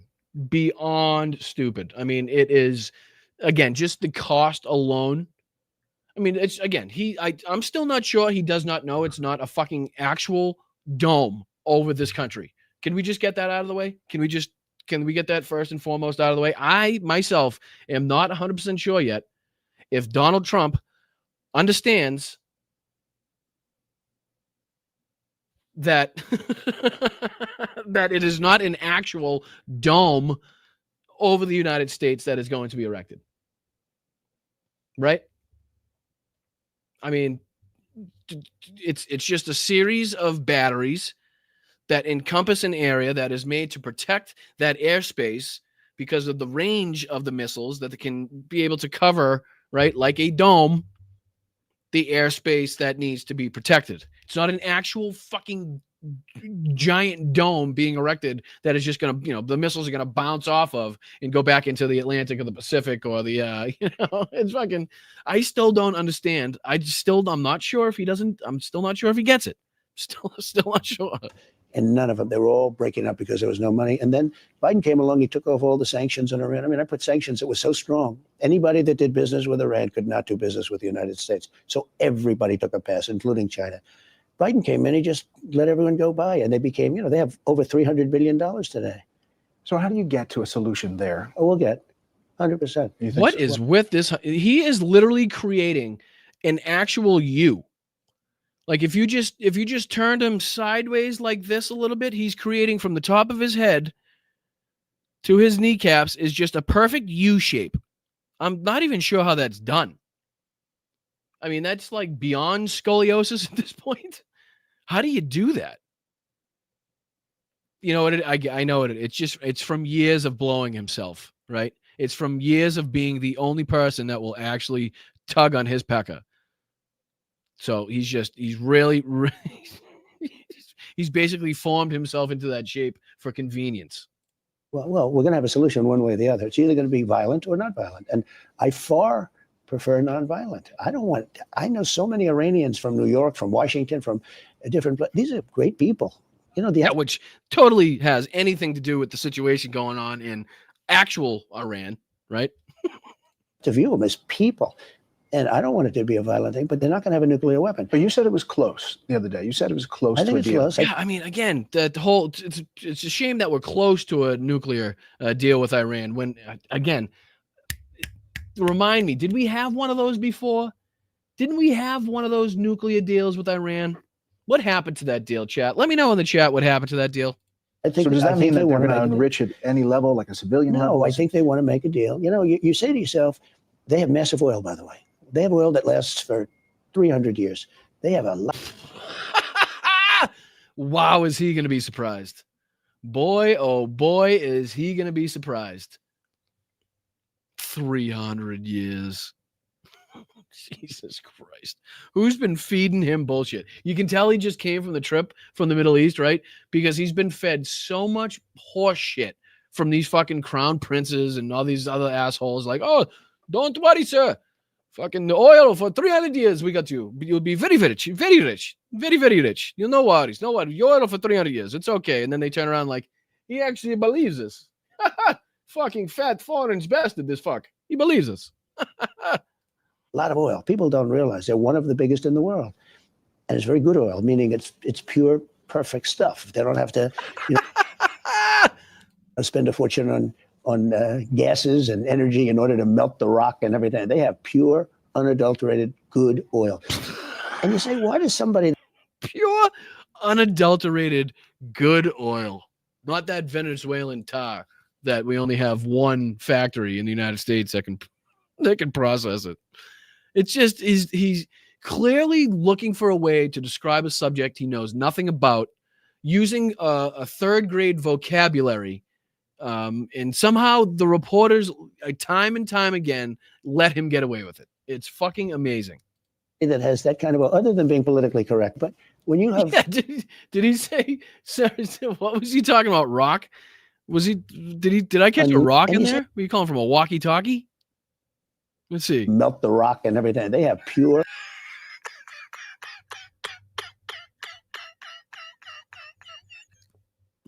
Melt the rock. Melt the rock. Fortune on gases and energy in order to melt the rock and everything. They have pure... Is that part of the process? I'm sorry. I'm not an oil extractor, but I've seen a few TV shows, and I did stay at a Holiday Inn Express last night. But is that part of the process? The melting rock process to get... Dude, who said it? Mozart. I was literally just going to say, there's no way for us to tell if he's not talking about Dwayne Johnson, actually. But I'm serious. Anybody in the chat know if do we melt rock to get oil now? Is that how times have changed that much? Or unadulterated good oil. And you say, why does somebody that has that kind of oil, other than being politically correct, but when you have unlimited amounts of oil and gas, why are you putting up, why do you need civil nuclear? I just don't see it. What? Wait a minute. Do you know he's actually answering his own question right here, guys? All right, listen to this. This is important. He's actually he's so close to answering his own question right here. Listen to what he says. Correct. But when you have unlimited amounts of oil and right, so he's asking this question based on the premise that the Saudis, or just the Middle East in general, have unlimited amounts of oil, right? So that's what he's basing this on. Let's continue. Gas. Why are you putting up, why do you need civil nuclear? That's the dumbest way I've ever heard anybody refer to a nuclear program in my life, but let's just pretend like we know what he's talking about. And let's just continue this, right? So they have unlimited. Why, in his brain, or just at least the reporter, Baier, why wouldn't he automatically say, well, wouldn't you automatically think that means they don't have unlimited oil? Right? Like they're doing one because they don't have the other, when your question was based on the premise that they definitely have unlimited oil. So it doesn't make sense that they're doing the nuclear. Do you understand how it's like you're easy to get from A to B, where you could almost question your own thoughts and answer your own questions, so you don't act like and sound like an asshole on national television like this guy? I just don't see it. But I mean, are you going to call for it all? And I think nuclear is fine. I think nuclear is fine for civil if you have a country with no oil. But if you're sitting on one of the largest piles of oil in the world, why are you talking about putting up nuclear civil? I call it nuclear civil. Because that pile of oil is going a lot faster than they expected, right? Let's just be frank. Let's just be fucking frank on that one. It ain't gonna last as long as they want it to last. They can no longer depend on that to be the only source of their exorbitant wealth. And again, which is why they're now branching off into different areas and trying to kiss the ass of Elon and Donald and partner up with the United States to save their own asses. And so Bibi Netanyahu is not convinced that a deal would be good for the region. Is that fair to say? I think I can say that Bibi, he's an angry man, and he should be because. What? He's an angry man. And so Bibi Netanyahu is not convinced that a deal would be good for the region. Is that fair to say? I think I can say that Bibi, he's an angry man. Good talks. Great way to start a discussion. And what is going on, dude? We live in the twilight zone. He's an angry man. And he should war criminal, more like it. It'd be because of October 7th. And he's been hurt badly by that. But in another way, he's been sort of helped because I think he's fought hard and bravely. And you think the Israel-Hamas, the situation in Gaza is going to come to an end soon? Gaza's a nasty place. It's been that way for years. I think it should become a free Fuck you. zone. You know, freedom. Fuck you. Oh, the freedom zone. We don't give a fuck what you call it. We don't give a shit what you call it. Stick what you call it straight up your fucking ass. Right? Might straighten your back out a little bit because we don't give a shit what you call it. It's not for you to fucking call it anything. You fucking egotistical prick. A freedom zone. It doesn't work. Every 10 years they go back. They have Hamas. They have everybody's being killed all over the place. I mean, you ever see? You talk about crime stats. It's a nasty place. Are these people, these countries that you were just visiting, are they going to have to be a part of the solution? Well, they would be. They would be. I spoke to all three of them. They would absolutely be. I mean, they're really rich and really. Again, the fact that rich is the first thing to come out of his mouth every single time tells you a lot about this trip. All personal investment, all personal wealth, selfish fucking dealings. That's all it is. Nothing to do with anything that's going to help or benefit the United States or the people of this country at all. Really, even more than rich, they're good people, and they would help. And so money's not even the problem. You got to get countries to say yes to take them. Look, these are people that want to be in the Middle East. They really want to be in the Middle East. They love the Middle East. I see that. There's a spirit for the Middle East. They didn't have to go to Sweden, Germany, these different countries. They could have been home in the Middle East if somebody had the brains to build beautiful communities. You know, 1.9 million is a lot of people, but it's not a lot of people relatively. You know, you had a couple of foreign policy successes even right before this trip. You picked up the phone and called 2 nuclear powers, India and Pakistan, and you got them to step back from the brink. That was a success as you got on the plane heading over here. A bigger success than I'll ever be given credit for. Those are major nuclear powers. Those are not like a little bit. And they were angry. And the next phase was probably, did you see where it was tit for tat. And it was getting deeper and more missiles. Everyone was stronger, to a point where the next one's going to be, you know what, the N-word. You know what the N-word is, right? Nuclear. Yeah. The one that he's already. Thank you for the clarification. I figured you'd want to clean that up. No, it's the N-word. That's a very nasty word, right? In a lot of ways. The N-word used in a nuclear sense, that's the worst thing that can happen. And I think they were very close. The hatred was great. And I said, we're going to talk about trade. We're going to do a lot of trade. Don't forget, Iran wants to make a deal with us badly for a lot of reasons. But when you look at India, they are calling, Iran wants to trade with us, okay, if you can believe that. And I'm okay with it. I'm using trade to settle scores and to make peace. But I've told Iran, we make a deal, you're going to be very happy. But more than anything, I've told Iran very simply, because I heard somebody making my case last night on television. I didn't like it because they were saying, there's plenty of time. There's not plenty of time. There's not plenty of time. You feel urgency. Well, they're not going to have a nuclear weapon. And eventually they'll have a nuclear weapon. And then the discussion becomes a much different. Okay, make sense of that sentence. Plenty of time. There's not plenty of time. There's not plenty of time. You feel urgency. Well, they're not going to have a nuclear weapon. They're not going to have a nuclear weapon. And eventually they'll have a nuclear weapon. Eventually they're going to have a nuclear weapon.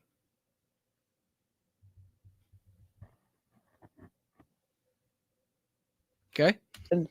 And then the discussion becomes a much different one. But in the case of India, India wants, they're one of the highest taxed or tariff nations in the world. They make it almost impossible to do business. Do you know that they're willing to cut 100% of their tariffs for the United States because of what I did? Soon? Yeah, that'll come soon. I'm in no rush. Look, everybody wants to make a deal with us. So South Korea wants to make a deal with us. Everybody, but I'm not going to make deals with everybody. I'm just going to set the limit. I'll make some deals, and then I'm just because you can't meet with that many people. I've got 150. Yeah, he's got golf matches to get to, Brett. The fuck you want? How much actual work do you wanted him to do, meeting with actual dignitaries to, go over policies and trade fucking agreements? He's got live golf to get to, Brett. Come on, brother. What are you talking about? Tea time's awaiting. You think I'm going to meet with this guy to save millions of people's lives? Fuck no. I'll meet with him after. Countries that want to make deals. You have a lot of countries. The market was really happy with the China situation. And a lot of countries. A lot of opportunity for deals. Not many deals, though. Not many deals. If any. With the Treasury Secretary. If I didn't do that deal with China, I think China would have broken apart. Not us, them. We weren't going to break. We're not going to break. Oh, Brett. Oh, good one. Did you catch that one? He says that Trump was saying that China would have broken apart, and Brett came back and says, us or them? Check it out. I think China would have broken apart. Not us, them. We weren't going to break. We're not going to break. They would have broken apart. Our country has a lot of spirit. And you know why? Because of November 5th. Was that a cut? Hold on. Was that a big old cutty? I think China would have broken apart. Not us, them. We weren't going to break. We're not going to break. They would have broken apart. Our country has a lot of spirit. And you know why? Because of November 5th. There was something in there. That sounds like a little cut right in between and where he says and. Watch. Break. They would have broken apart. Our country has a lot of spirit. And you know why? The spirit and. Because of November 5th. Because our country has spirit again. The other foreign policy shift was this embrace of Syria. And you met with the Syrian president, who has a shady past of being tied to Al-Qaeda and the Al-Nusra Front in Syria, but you see promise there. Well, before I talk about that, just one word. Yeah. Also Pakistan. Great conversations with Pakistan. We can't forget them. And because does he understand that we don't care about his conversations? You're not getting a fucking single thing done is the whole point. That's kind of the premise, I think, of this whole thing. You're flying around, doing absolutely nothing, going to your live golf tournaments, right? Nothing is getting done. All these countries you talk about that wanted to have these trade deals, you've signed fucking one with the UK? Awesome. Great. I'm sure that was tough. One of our fucking longest running allies, if not the longest running ally. You know what I mean? It's like, what are we talking about? It does take two to tango. And with India, I felt very certain. And with Pakistan, I also talked about trade. Oh, they would love to trade. They would love to trade. They're brilliant people. They make incredible products. And we don't do much trading with them. And yet I have a good relationship. I have a good relationship with a lot of people that you wouldn't believe. But I stopped that war. That was going to be a nuclear war, I think, or close. Very close. You were right there. Yeah. And now everyone's happy. In fact, I told my people, call them up. Let's start trading immediately because I'm a man of my word. Now, when you get to Syria. So I did something with Syria because the future king, and you have a wonderful king right now. He's an older man. He's also a friend of mine. And he's 100% sharp. He's great. And he's got a great son, the crown prince. And he has actually many titles. He's prime minister, he's crown prince. And he's doing a great job. Tell me how beautiful he is, Donnie. Tell me how beautiful he is. Running it. But he called me and he spoke to me. And very handsome guy. Very attractive guy. Could you do me a favor? Could you, and do the world a favor, could you take the sanctions off Syria? Because the only way they're going to have a chance, the sanctions are crippling, really biting. Well, that's what I did with Iran. And they came to a point where they were bust. Could you take the sanctions off? I hadn't thought about it much. And he said it in a way that, he's got a great heart. He said, they can't make it with those sanctions. I said, let's give him a chance. I met the leader. I met the new leader. And oh, yeah, that's where he was checking out the ceiling. Remember he was checking out the ceiling? Oh. Wow. Did you spackle that ceiling yourself, Mr. Crown Prince? Wow. That's amazing. Is that gold inlay? Oh my God. That is beautiful. Wow. And that was Donald Trump at the home. Handsome guy, by the way. Young, handsome. And I said, you have quite a past. got a tough past. But when you think about it, are you going to put a choir boy in that position? I don't think so. It's going to be a little bit tough. It's a tough So part of you're the willing to world. give him a shot? The way they say it's a nasty neighborhood. It's a rough neighborhood. Yeah. And I thought he was really, I thought he was terrific. He was so thankful about the sanctions because he knew he's not going to be able to bust. Obviously, I mean, Jesus Christ. I mean, the fact that he's like, oh, you're so thankful about the sanctions that we lifted that were crippling his country is like, you think? Like, what are you talking about? Like, yeah, what? What, you going to be mad at you? Bust through. So maybe it'll be a turn there. We'll I think see. I think he has a real chance. He's a strong guy. He's done some pretty tough things. A lot of the coverage here was about your speech in Saudi Arabia Yeah. and some of those things that you said about trusting these countries to make their own decisions, and we're not trying to make it a mirror image of ourselves.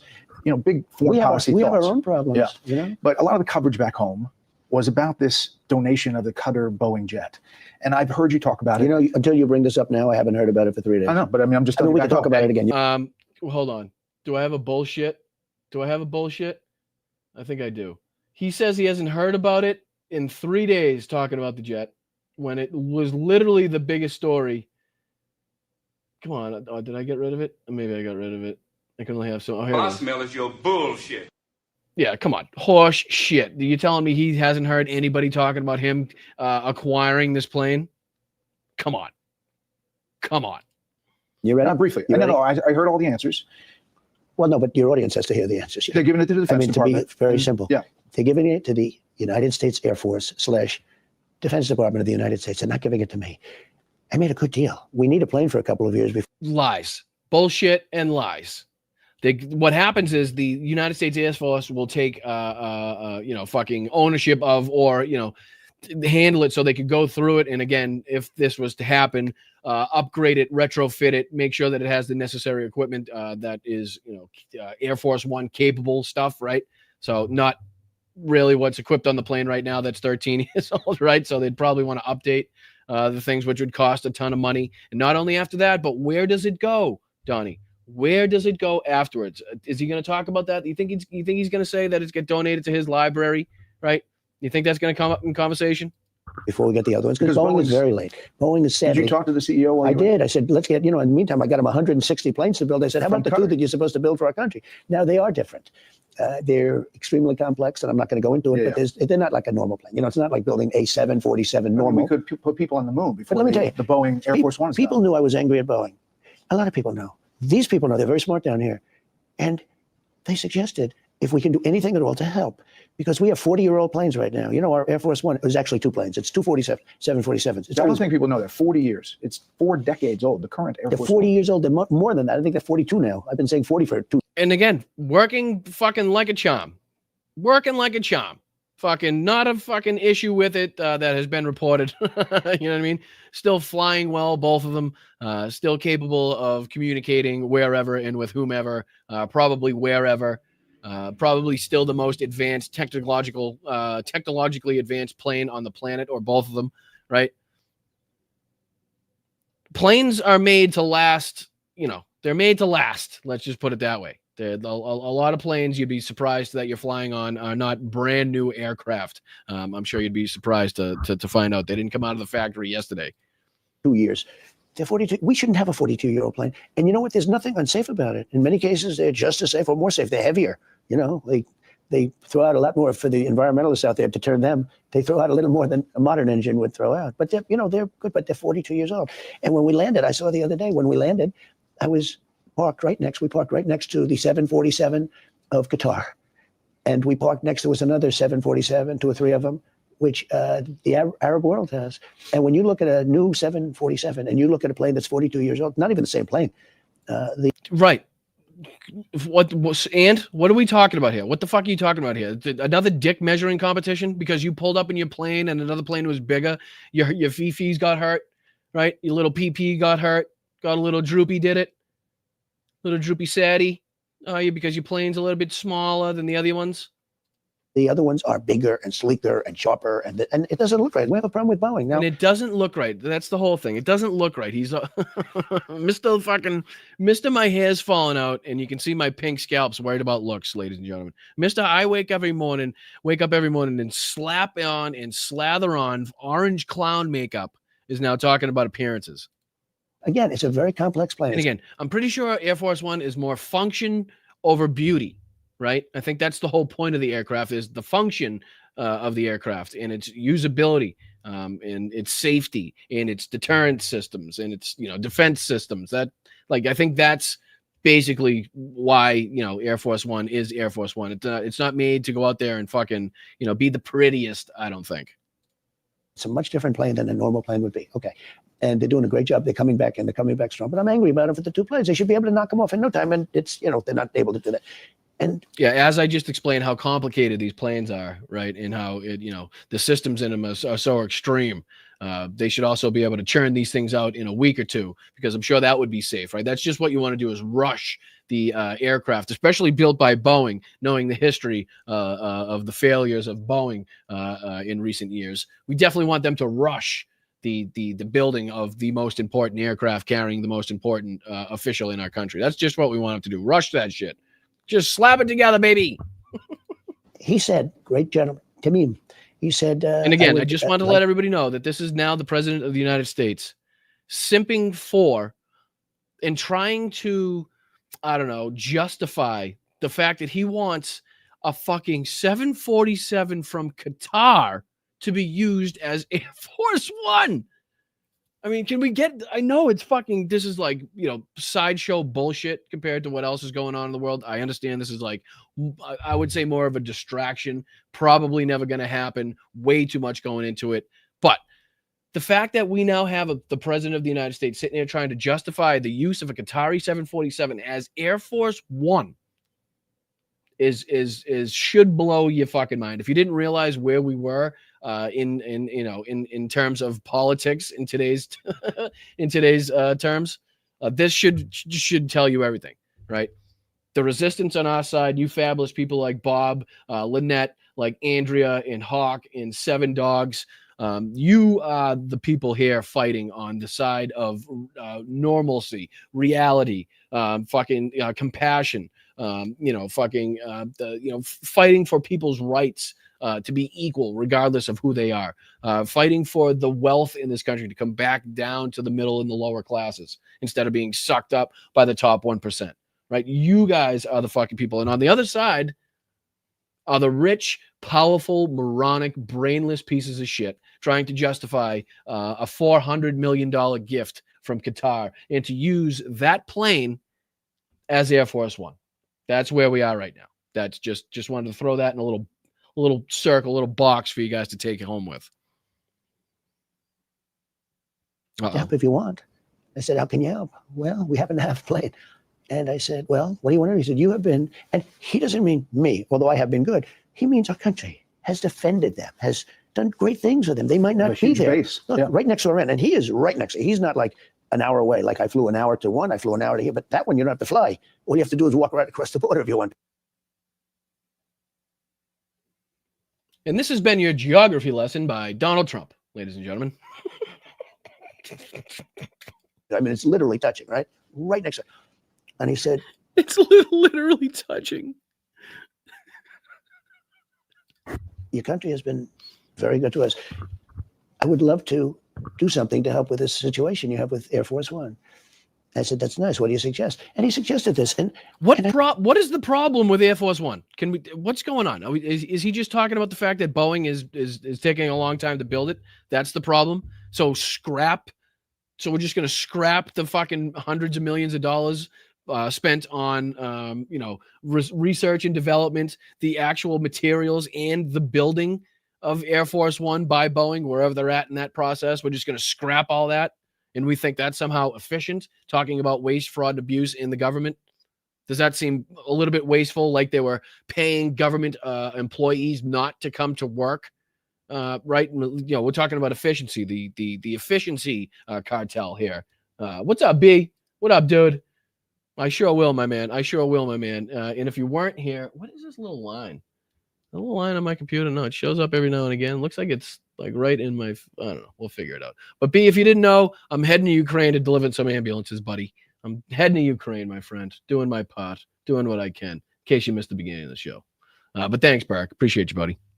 I said, you know what? That's very nice. That's very nice. I appreciate it. What would be the price? He said, there is no price. I said, that's nice. Now, this plane's not for me. This goes to the United States Air Force for whoever is president. And then, right? I wish I had that drop. And then, what happens and then? What happens And after? At some point, it'll be like Ronald Reagan. It'll be decommissioned. You know, it's 11 years old. So it stays until it's decommissioned. Yeah, it'll be decommissioned because they won't want to. And what happens after it's decommissioned? They'll have the other 2 planes by that time, and there'll be brand new planes, etc. But I just want to say. And no. Whoa, Chief. Fucking slow your roll. Back it up, but not too fast so your hair doesn't fall off. You know, what are you talking about there? You might want to back it up just a little bit, Chief. Let's hear that one more time. They won't want to. Plus, they'll have the other 2 planes by that time, and there'll be brand new planes, etc. But I just want to say. Again, doesn't tell you that it's going to be decommissioned and sent to Donald Trump's library. Ownership will then be transferred to Donald Trump's library, right? For them to pay the maintenance and the upkeep so that Donald Trump can use it. So this isn't not staying with the Defense Department. This is not staying with the U.S. Air Force or the U.S. military. This is not fucking a gift to the United States in any way, shape, or form. This is strictly for the use and by Donald Trump. That's it. That is it. It was a radical left story that a lot of people, including you. I asked the prime minister about it specifically. And he said, you know, he didn't understand the reaction back home. And, you know, he made that clear. I think he was insulted, actually. He made a gift to help somebody that has helped them. It was so nice as a gesture. And shut the fuck up. You are such a petty little bitch. You really are, Donald. You are just the most incompetent person on the face of the planet. Nobody believes you. Nobody thinks this is just some fucking generous gift to the United States because they're so nice, right? We know they've been trying to get rid of this fucking shitty plane for a long time now. And you just happen to be the fucking schmuck that rolled up at the right time. And you know, the people here, to show you how it's crazy, they'd like me to pay $1 billion. I'd rather pay $1 billion and get 10 fighter jets instead of giving $1 billion when it's not necessary. Mr. President, if you'll stand by. Hey, Sean Hannity here. All right, we made it through the first one. Guys. You still with me? Thank you, guys. I appreciate you very much. Thank you so much for those of you listening, for those of you just watching on Twitch, Instagram, Facebook, YouTube, the whole shebang. Thank you guys so much. Make sure you subscribe or like the channel or become a follower. I think we're going towards 1,000 on Twitch, which would be a cool milestone. I might be doing on my trip a couple like maybe Twitch only live streams. That way, you know, we can kind of maybe start building that community as well. Those of you who have YouTube and Twitch, maybe hop over there and subscribe if you haven't to Boston_Brian_live at Twitch. Yeah, I might be doing a couple of live streams, maybe strictly for Twitch. Again, see if we can get the community built up over there as well. And obviously, I'll be doing popping on here on live streams for our YouTube viewers as well. So don't fret about that. But yeah, let's see if we can get into. We got about 15 minutes left. And I have the second issuing of this ridiculous interview right here. Let me stop this. I'm going to open it, bring it over for you guys, and we'll get right into it. Oh, it keeps going into my other profile. I don't know why. Here we go. This is part two of Brett Baier's interview with Donald Trump. Welcome back to Special Report in Abu Dhabi, the UAE, with President Donald J. Trump. Putin doesn't go to Turkey. Yeah. You thought about going if he was going. Well, I had a problem. I mean, I consider the Middle East very important. And I had a problem because Thursday I was going to. More important than Ukraine, clearly, is what he's saying in that statement. To be UAE, okay? And which is where I am now. We're going to be leaving in a few hours and have another couple of stops. It's a pretty grueling schedule. A lot of people said, how the hell do you do it? By the way, how the hell do you do it? I don't know. I think it's genetics. What the fuck are you talking about? What is he doing? What has he done that is so fucking prolific, that is so, like, astonishing? What are we talking about here? What are we doing? What are we doing, Brett? What is so astonishing? He's sitting in a fucking chair looking like he's about ready to collapse like a fucking folding beach chair. Right in front of your eyes. You're sitting on a gold fucking throne, being flown around in fucking luxurious jets, being accepted into palaces. Like, whoa, buddy, whoo, the stamina that you must have to fucking go from plane to car to meeting, right? to be shuffled around by your fucking people. Like, I don't know. Oh, geez, you must be so fucking strong, guy. It's good. To be able to golf 36 holes after you do this is amazing. I had a father who was very strong, and I had a mother who was very strong. They lived to ripe old ages, and they were great people. And Yeah, it's your father was a cocksucker and your mother was a bitch. Shut up. meeting after meeting. And not only that, it's speech after speech. It's not like big ones. Like last night, if you look, he got up and made a beautiful speech. Mohammed, he got up and made a beautiful speech. I wasn't told I even had a speech to make. So I had to make a speech off the cuff. Do you think Biden could do that? I don't think so. Off the cuff? So, actually, it was a pretty good speech. I looked at it. It was pretty good. I didn't know I was doing it. I looked at it and it was pretty good because you didn't come up with it, did you? People wrote it for you. Stephen Miller wrote it for you, didn't he? I mean, he tells on himself in his own fucking lies. It's amazing. He says he had to come up with one off the cuff, but then said he liked it when he read it. Ready? Here we go. Mohammed, he got up and made a beautiful speech. I wasn't told I even had a speech to make. So I had to make a speech off the cuff. Do you think Biden could do that? I had to make a speech off the cuff. I think so. Actually, it was a pretty good speech. I looked at it. It was pretty good. When I looked at it, it was pretty good. Fucking literally 2 words after, he contradicts the 2 words before. Like, never have I seen somebody contradict themselves so fucking blatantly in the same sentence.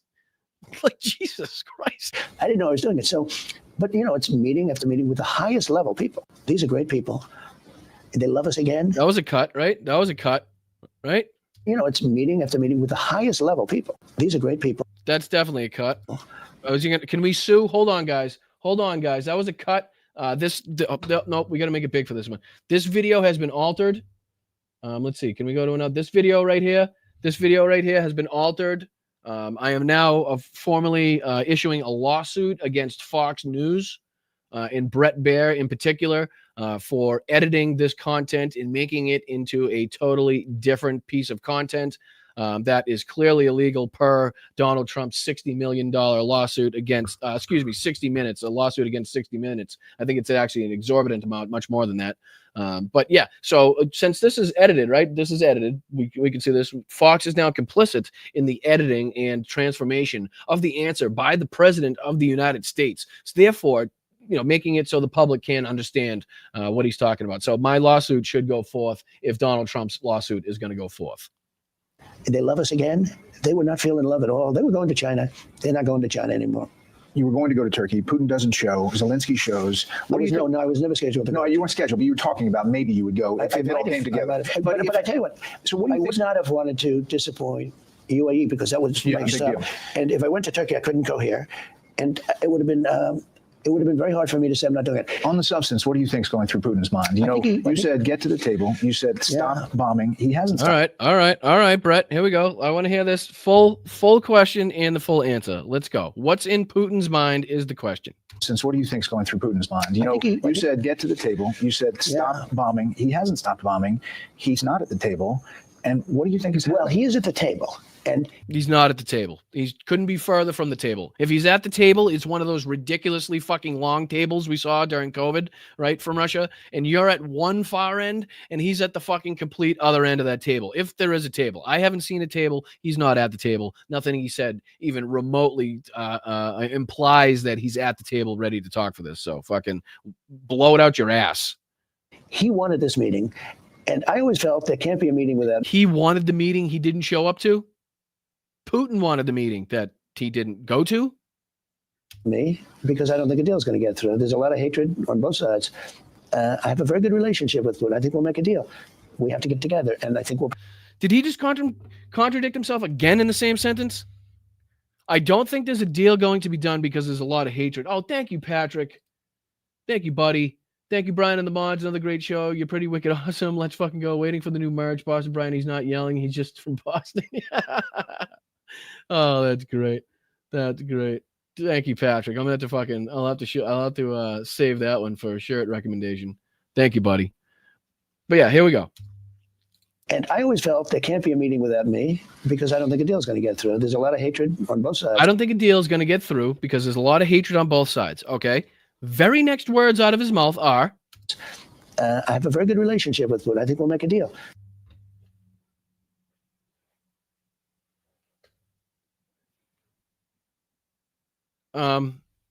Chat, help me on this one.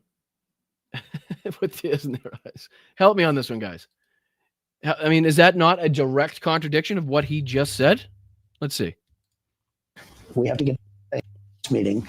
And I always felt there can't be a meeting without me because I don't think a deal is going to get through. There's Can't be a meeting without me because I don't think a deal is going to get through.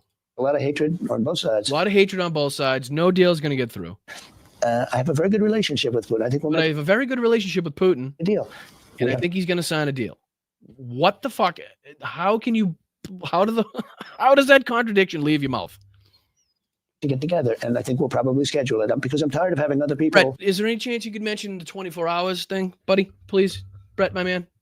Just can we bring up once the whole, hey, you did claim that you would end this in 24 hours after being elected. Can you comment on why the fuck that has been the most utter bullshit to ever have been said by a president, I think? Go and meet and everything else. And with that being said, I think Steve Witkoff has done an incredible job. But it's a very tough job, and it's a job that because of position. He does. Steve Witkoff cancels trips to Moscow better than anybody else on the team. Hey, Donald. Go fuck yourself. Sorry. And that I think I'm the only one that's going to be able to do that one, and I think we'll do it fast too. I think Putin is tired of this whole thing. He's not. Yep. Let's see. You guys want to see how Putin? Let's see here. Sorry, it's all fucking Kelly. We'll see how tired Putin is of this, okay, guys? And I'll leave on this. Excuse me as I type in. Let's see here. This is 2 days ago. Let's see if I can find the won't stop in Ukraine. Sorry, give me a sec. His destination unknown. Hopes there will be no need for nuclear serious blunders. I just read it this morning. Can't remember. Let's see here. 2 days ago, did I have Trump? Let's see here. Maybe it was this. I hate when I lose articles and I see them and I don't. Ukraine, Russia. Trump says U.S. officials going to no, that's 1 month ago, 17 days ago. I'm just gonna go to all, see what happens. And I have a counterattack, counterclaiming Russian troops are wary, but oh, here we go. Here we go. My bad. It took me a while. See if I can show this. So this is I'm already signed up. Don't start. This is from the New York Times. Russian troops are war weary but want to conquer more of Ukraine. Many Russian soldiers say that they would see a ceasefire along the current front lines as a failure, hinting at the nationalist discontent the Kremlin could face in accepting a ceasefire. In the diplomatic maneuvering over the war in Ukraine, many Ukrainians and their European allies have accused President Trump of offering the Kremlin too many concessions to secure a quick peace deal. Things look very different from Russia's bunkers and military hospitals to many Russian soldiers and their nationalist supporters. The peace proposals from Washington amount to far too little. In interviews, 11 Russian soldiers who have fought in Ukraine, expressed deep skepticism of diplomatic efforts that on Friday produced the first direct peace talks in 3 years, but were brief and yielded very little. Speaking by telephone, the soldiers said they rejected an unconditional ceasefire proposed by Ukraine, adding that the Russian forces should keep fighting at least until they conquer all the 4 southern and eastern Ukrainian regions claimed but only partly controlled by the Kremlin. We're all tired. We want to go home, but we want to take all of the regions so that we don't have to struggle for them in the future, said Sergei, a drafted Russian soldier fighting in the eastern Donetsk region, referring to the annexed territory, quote, otherwise have all the guys died in vain.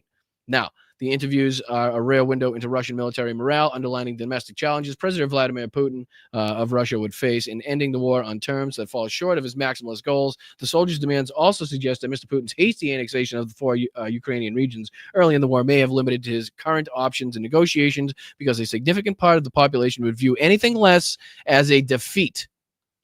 Right? This is what we've been saying. This is what I've been saying on the show.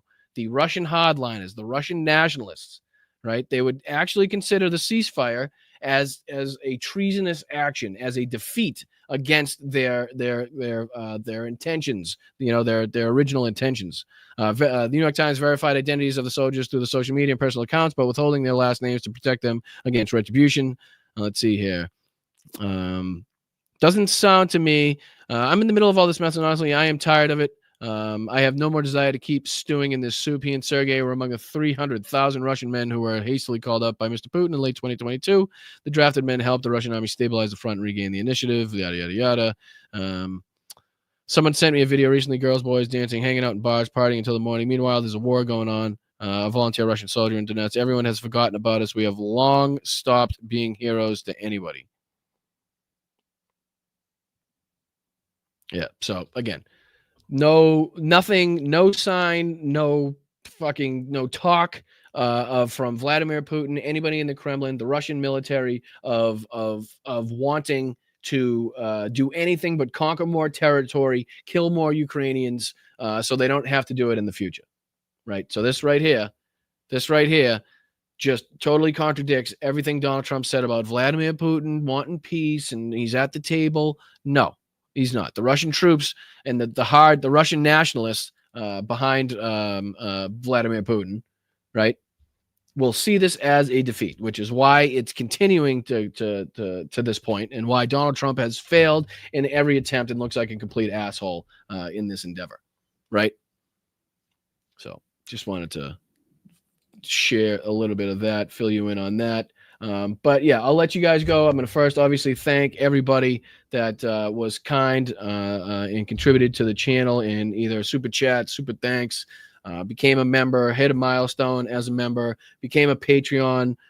For as little as $5 a month, you can help on Patreon. That is a very consistent way to help the show, to help me, in going to Ukraine and moving to California and making this a full-time gig. I am going to need to rely on you guys a lot more. It's a very scary situation for me because, obviously at any time, vamoose, you guys could disappear, and I'm putting my life on the line. I'm putting my life in your hands. So I appreciate the people that are here consistently donating, contributing, liking, sharing, subscribing, all that stuff. You guys make this possible. So a huge thank you to you guys. So let me go through the people that contributed. Nordez is always first. Nordez, thank you so much for the 5 gifted. Thank you so much for your continued support. Thank you so much for your contributions on PayPal as well. They are recognized, they are appreciated, and I feel supported because of the things and the actions that you do. And anybody that gets a gifted membership in any one of my shows from Nordez or anybody else, please make sure to thank them because it's a really cool contribution to the show and it really, really helps. So thank you, Nordez. I appreciate you. Carl, let's go. 14 months. Let's fucking go. 14. I like it. I like it. I appreciate you, brother. Thank you, Carl. Thank you for being here for so long. Thank you for being a long, one of the OGs. I don't know if you can be here longer than 14 months because when I started this whole thing, I did not know where it was going to go, and I am very pleased with the response, really, and the people that are here every week. The mods that I have are fantastic. Shout out to the mods. Shout out to Mel. Love you. Thank you so much for making the show possible. The backgrounds, the overlays, the music, all the stuff like that, everything that is basically that I don't do, Mel is responsible for. So thank you for keeping the chat safe, mods, and thank you for making the show possible, Mel. I really do appreciate you. Let's see here. Big Star, thank you so much for becoming a member. Hope you're like ready to fight. I really do. I hope the people that become members, I hope the people that watch this show are ready to truly become members of the resistance and fight at every turn, right? Because that's what we need to do here. We need to step up. We need to speak out. We need to make sure that, these unconstitutional kidnappings and just ridiculous sites that you're seeing from ICE, just roadblocks, picking hundreds of people up just by stopping vehicles anywhere they want, ripping people out of their homes, deporting, legal asylum seekers, on top of the tariffs that are going to raise costs for the American people and already have. I think we saw Donald Trump. And let me see if I can just one last thing. Walmart, Trump. Let's see. Yeah, Trump tells Walmart to eat the tariff prices. Let me see if this will take me to it. Yeah, here we go. I'll do this one. No, I won't because it's too small. I do this one. All right. So this is Donald Trump, right, on the tariffs. Walmart should stop trying to blame tariffs as the reason for raising prices throughout the chain. Walmart has made billions of dollars last year, far more than expected between Walmart and China. They should, as is said, quote, eat the tariffs and not charge valued customers anything. I'll be watching, and so will your customers. Has anybody in the history of fucking capitalism ever been like, you know what, we'll eat those costs? You know what we'll do? We'll lose that money and not pass it on to the people that shop here. Has that ever happened in the history of fucking capitalism? Because I can't remember it. I can't remember it happening. You can be damn fucking skippy. You can be damn skippy that these companies are going to be passing on the cost of these tariffs that might let you know why and where the extra cost is coming from. But you can be damn sure that they are not going to eat anything but their fucking Wagyu steak dinner by the CEO after their fucking beautiful round of golf. That's about all they're going to be eating. But Big Star, thank you so much. Appreciate you. Welcome to the Resistance.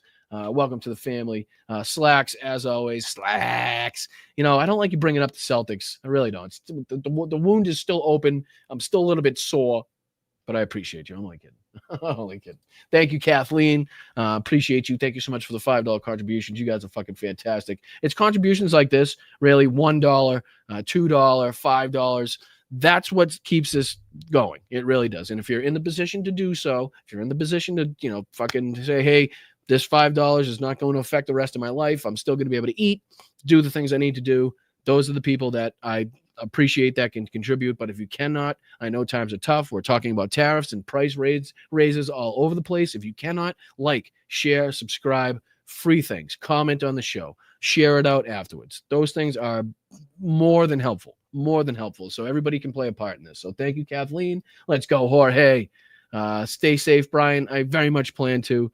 I very much plan on being as safe as I possibly can. I was actually sent a statistics sheet that actually said that I am statistically safer in Ukraine than I am in the United States. Maybe that's just a little mental game to get you going, but statistically, I'm more likely to get like hit by a car or something like that in the United States than I am in being in danger in Ukraine. So I'm going with that. But thank you, Jorge. I appreciate it. Thank you so much for caring, and I will absolutely stay safe. Thank you, Vinny. Support for the support you give your fans. Thank you so much for noticing. I really, really do. I know I struggle to come up with the words, and I say I appreciate you guys a lot, and thank you. And I'm that's but I hope you guys can actually tell how appreciative I am that you continue to come back, that you continue to support the show, because it means a lot. And I wish there was a better way for me to get it across to you guys, because I am very, very, very thankful. So thank you, Vinny. Hope you have a wonderful rest of your weekend, dude. Thank you, Patrick, for the 5 gift, and make sure you're thanking Patrick. And if you got a gift and membership from him, because he is a fantastic person and a wonderful human being, and I appreciate him very much. Colleen, be safe and you will make a difference. Proud of you, kid. Thank you, Colleen. Goodness gracious. How awesome are you? Thank you so much for being here. Thank you so much for like I said, your continued generosity, your kindness, and your contributions to the trip. I will absolutely put it to good use. And I hope to get some fantastic content for you guys, and to, maybe open the door a little bit into, the world of the Ukrainian people right now and what they're going through. That would be fantastic if I could do that. Let's see. The Brooklyn Bridge is the most beautiful bridge in New York City. We have many bridges. I worked on the Williamsburg Bridge in 1995. Are you still using the Dundery Dog NYC notepads? If you need more, link. Of course I am. I actually use them for work as well. They're really good when I need to jot down like an address. Excuse me, or if I have a bunch of jobs that come in right away, I can write them down. So absolutely, I'm still using them. I very much appreciate them. I think I have a few more blank ones that I could go through too, so I should be all good. But thank you so much, Slacks. I appreciate you, my man. Thank you for your contributions. Thank you for always being here. And thank you for caring, dude. Patrick, again, let's go, P-Dog. Appreciate you, brother. Thank you so much. Again, make sure you're thanking people that are gifting memberships, because they're fantastic. Eric was a tank commander. The tracks will tear up the steel plates too, and will have to be replaced at around $2 million per tank. It just almost seems like it would be more efficient and a better idea if they would just replace the tracks on these tanks with rubber, some sort of rubber tracks. I'm sure that is a thing, right? So they don't mess up the concrete. I mean, I could be wrong, but I'm pretty sure that I've seen tanks that have rubber not all rubber, but rubber on the bottom of the track, so that for this purpose. But again, correct me if I'm wrong, Eric. You would know better than I do. Thank you, Jen. By the way, appreciate you very much, and thank you for that. Never apologize for your emotions. You're a good guy. Thank you, Slacks. It just it gets to me sometimes, and again, when you're on in front of 500, 600 people. I don't know. It hits different. It hits different. And doing something that I am obviously so passionate about, and finally getting the opportunity to, in my opinion, make a real difference, and to enact some real action for me, instead of sitting on my ass talking about it to you guys, and just having Zelensky above my shoulder and my Ukrainian license plate in the background. Now I'm actually going to get to put boots on the ground, so to speak, and get my hands dirty in support of the Ukrainian people. So thank you, Go With The Flow Farm, for the 10 gift. You guys are fucking unbelievable. Really, make sure all 10 of you guys that got a membership from Go With The Flow Farm are thanking Go With The Flow Farm for their incredible generosity. Thank you so much for your continued support, your viewership, being here. It's noticed, it's recognized, it's appreciated. And thank you. I really I wish there was more I could say. Jeff, let's go. Someone has dictator envy. I like that one. Thank you, Jeff. I appreciate you, dude. Appreciate you. Thank you so much for the contributions. Trucker John, what's up, brother? Hi, everybody. Keep watching Boston Brian. Thank you. 7 months here, Trucker John. And vice versa. Right back at you. Make sure you're checking out Trucker John. Just a great guy. Appreciate him being here. Appreciate you popping in. Thank you so much for being a member as well. That means a lot to me. So I hope you have a wonderful rest of your weekend. Thank you for being here. Slacks is back. Brian, I'm getting my Harley Road ready this month. I want to ride up to Boston and hang with you. I hope you're willing to meet up with me. I might not be here. You know what I mean? Time is limited as far as my time in Boston. So we'll see what happens. But I'm glad to see you getting the bike on the road. That means the weather's getting good. So I like that. That's a good sign. That's a good sign. Thank you, Slacks. Yakov, thank you, buddy. Appreciate you for the $2 super sticker. Thank you for always being here, your viewership, your kindness. Thank you so much. I appreciate you. Gene Churchill, thank you so much for the 10. Appreciate you. Very much appreciate you. And your last name, I can tell that you have a fight in you, right? I can tell that you have this grit and determination, just judging by your last name, right? I have a feeling that's in you, that's inside you. Excuse me, sorry. And let's go, Ricky. Thank you so much for the 5 gifted memberships. Just a fantastic gesture. You guys are fantastic in every way. And again, keep this channel moving and growing and possible. Subscribers are tough on YouTube. They really are. Some people are just really reluctant to hit the subscribe button. You really have to work hard and be consistent in your either videos that you put out, or do a lot of live streams. Unfortunately, right now I just haven't had the time up until now. But when I get back from Ukraine, when I finally get settled in California, I will finally have the time to put into this channel to make it what I believe it can be. And that's, again, only going to happen with your support. So thank you, Ricky. Thank you, JD, as always, for the profanity bonus. Just every show. I always tell myself that I'm not going to swear. I do. Before every show, I'm going to say I'm not going to swear, and it just goes out the fucking window right away. Never hated anything one since 47. Additional support for your journey. Colleen, come on. Thank you so much. That's unbelievable. Thank you very, very, very, very much. I promise I will put it to good use. I really will. Thank you so much, Colleen. Berkeley, again, I will absolutely keep the fight up. Thank you for your $5 donation. Very, very nice of you. Good to see you. Wayne, 8647. I agree. People that don't know what that means are taking it the wrong way because they're ignorant and dumb. 86 just means you ran out of it. You're done with it. It's gone. There is no more of it, right? People mixing that up, I think, with 187, which is what I believe the right thinks that means, because they're idiots. But Wayne, thank you so much. Not only that, but being here for 9 months is really, really appreciated. I appreciated Jim the Geek for 12 months. Let's fucking go. You guys are fantastic. Thank you for your support. Thank you, Boston Brian. Why did I add Boston to that? Thank you, Brian, and the mods. Another great show. You're wicked. You're pretty wicked awesome. Let's fucking go. Waiting for the new merge, Brian. He's not yelling. He's just from Boston. I know. I always think when I'm talking to him, my neighbors must hate when I do this show. It's like I have a microphone, so I don't have to yell, but I still, that's just my normal indoor voice, I guess. Oh, JD, thank you so much. I appreciate it. Laurie, thank you so much for your kind contribution. Stay safe on your upcoming trip. Here's a little something for you. You're an amazing person, Brian. I'm so glad I found you and your voice. Laurie, hit straight to the heart on that one. Thank you very, very, very much. I appreciate you. The recognition, the kindness that you show, the generosity, obviously, in your contributions is going to go a long way into making it a very memorable and meaningful trip for me. So thank you, Laurie. Thank you for being here. Oh my God, not Des. Thank you. God, Jesus. There's got to be a better word for thank you. What's another word for thank you? Gracias. But thank you so much, Nordez. I really just can't say thank you enough for the amount of memberships that you contribute to the channel, the amount of fantastic viewers that may or not have been a member that get the opportunity to become a member just because of you.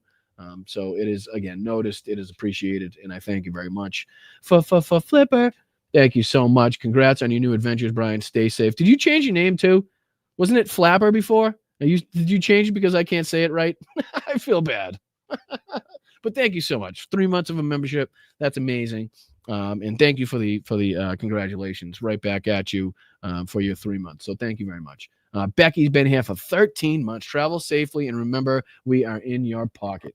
Thank you, Becky. And literally the feeling of having you guys as a force behind me, and knowing that, I'm going out there and serving a purpose, and I get to come home to you wonderful people and share the experience with you. And share the importance of continuing to fight for Ukraine and keep Ukraine in the headlines, and continuing to combat, Donald Trump's ridiculous handling of the situation, is more important now than ever, I believe, because things are very much up in the air, and could go either way. They really could. So thank you, Becky, very much for that. I appreciate it. Oh, Jenny Faye. Now I know why that dumpy, frumpy, disgusting body looks familiar. Someone tell Oogie Boogie to put his sheet back on. Yes, Mel rocks. Hugs to all the lobsters. Thank you, Jenny. Appreciate you. And thank you to everybody that joined the VIP Patreon last night. It was very good to see your faces and to catch up on what's been going on and to shoot the shit. Jess and Danny, I hope you guys have a fantastic time on your vacation. I hope you just have some peace and quiet and relaxation, because you both very much deserve it. You work hard, and you guys deserve it. But Jenny, you guys, thank you so much for being there. And I think to round it up is Veronica Sawyer. Thank you, Veronica. I very much appreciate your $5 super sticker. Oh no, you weren't the last one. But thank you, Veronica. I appreciate that. We have a couple more here. Cindy was nice enough to throw in 5. Thank you, Cindy. Russell, I appreciate you. Have a wonderful rest of your Sunday. And I hope you have a short and painless week of work, if that's what is in store for you. Rosanna, thank you so much. Am I saying that right? Is it Rosanna or Rosanna? Because I hate mispronouncing somebody's name. I feel really bad if I do that. So let me know if it's Rosanna or Rosanna. But either way, thank you so much for the $10 super sticker. Thank you so much to you and Nordez. Again, thinking about you guys. Appreciate you guys very much. Wishing you guys the best. PB, take care on your trip, Bri. I absolutely will. I will be, again, as safe as possible. And I will hopefully bring you guys along for the trip as much as possible. Like I said, again, with the restrictions on, I'm sure, with what you can and cannot film, that type of stuff, I'm going to have to be as safe as possible, as cautious as possible. So it might be, a few days after things happen. That way you can kind of review the footage, make sure nothing's in there, take out what people might want you to take out, and then I can kind of get the content out, type of thing. Can take Brian out of Boston, can't take Boston out of Brian. Absolutely. Never happened. Would never happen. But thank you guys very much. I will let you go on this Sunday afternoon. I appreciate your kindness, your viewership, being here, the Sparklers, the Midas Mighty, people from Texas Paul's show, people from Major Ojeda show, support Major Ojeda in his political campaigns. Who else am I missing? Anybody that's coming from Tony Michaels and the Fuck'em fam. Wherever you're coming from, whoever you watch, Brian, Tyler Cohen, David Packman, Midas Touch, like I said, wherever it may be, thank you so much for being here. Thank you for believing in me, and thank you for making this a possibility and a reality for me. So thank you guys. I appreciate it. Get out there, get loud, stay proud, kick some ass, keep your head in a swivel. I'm Boston Brian. I'll let you guys go. I might let you guys out the same way I brought you in. Just seems like an easier way to do things, and I don't think I don't think it'll stop afterwards. So again, hit that like button on the way out. Subscribe to the channel. We're on our way to 15K. I appreciate you. Next time you see me, might be from Ukraine. So wish me luck. I appreciate all your support. Thank you again. Get out there. Like I said, stay proud, get loud, keep your head on a swivel. I'll see you next week. All right. Let me see if I can do this right. So that means I got to pop this up.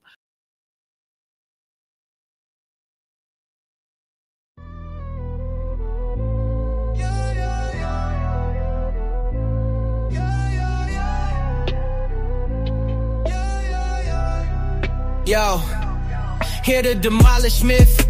Blunt politics thrive, truth grenades explode, man, we changing the vibe. Boston thoughts raw, sharper than a Bay State blade. This progressive mic smashing systems they made. Blunt talk, no cap, we slicing with precision.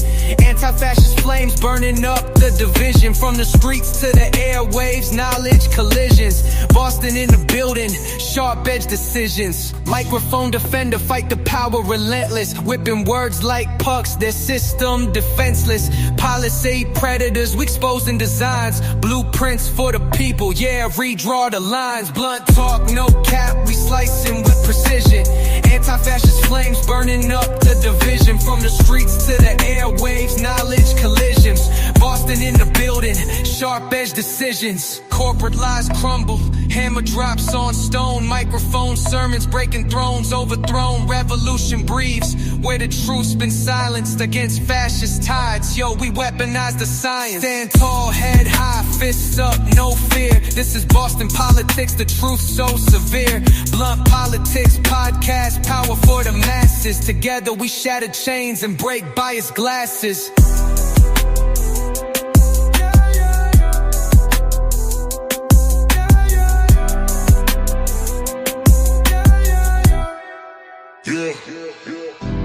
Microphone to run a fight the power in the lilies. Whipping words like nunchucks, the system defenseless. Pulling seed predators, we exposing designs. Blueprints for the people, yeah, redraw the lines. We're slicing with precision. Anti-fascist flames burning up in the vision. From the streets to the airways, knowledge collisions. Boston in the building, sharp edge decisions. We're slicing with precision. Anti-fascist flames burning up in the vision. From the streets to the airwaves, knowledge collisions. Boston in the building, sharp edge decisions. Corporate lies crumble, hammer drops on stone. Microphone sermons breaking thrones, overthrown. Revolution breathes where the truth's been silenced against fascist tides. Yo, we weaponize the science. Stand tall, head high, fist up, no fear. This is Boston politics, the truth so severe. Blunt politics, podcast, power for the masses. Together we shatter chains and break biased glasses. Yo, break biased glasses. Yo, biased glasses. Biased glasses.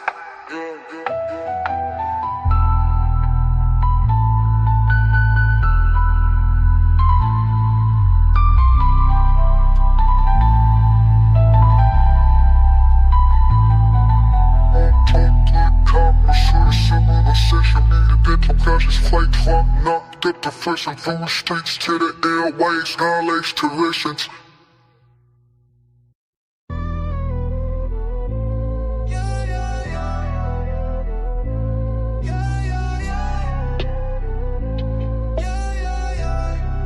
Yo, here to demolish myth.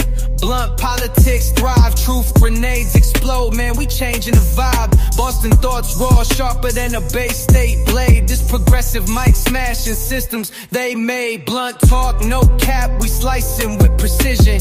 Anti-fascist flames burning up the division. From the streets to the airwaves, knowledge collisions. Boston in the building, sharp edge decisions. Microphone defender, fight the power relentless. Whipping words like pucks, their system defenseless. senseless. Policy predators, we exposing designs. Blueprints for the people, yeah, redraw the lines. Blunt talk, no cap, we slicing with precision.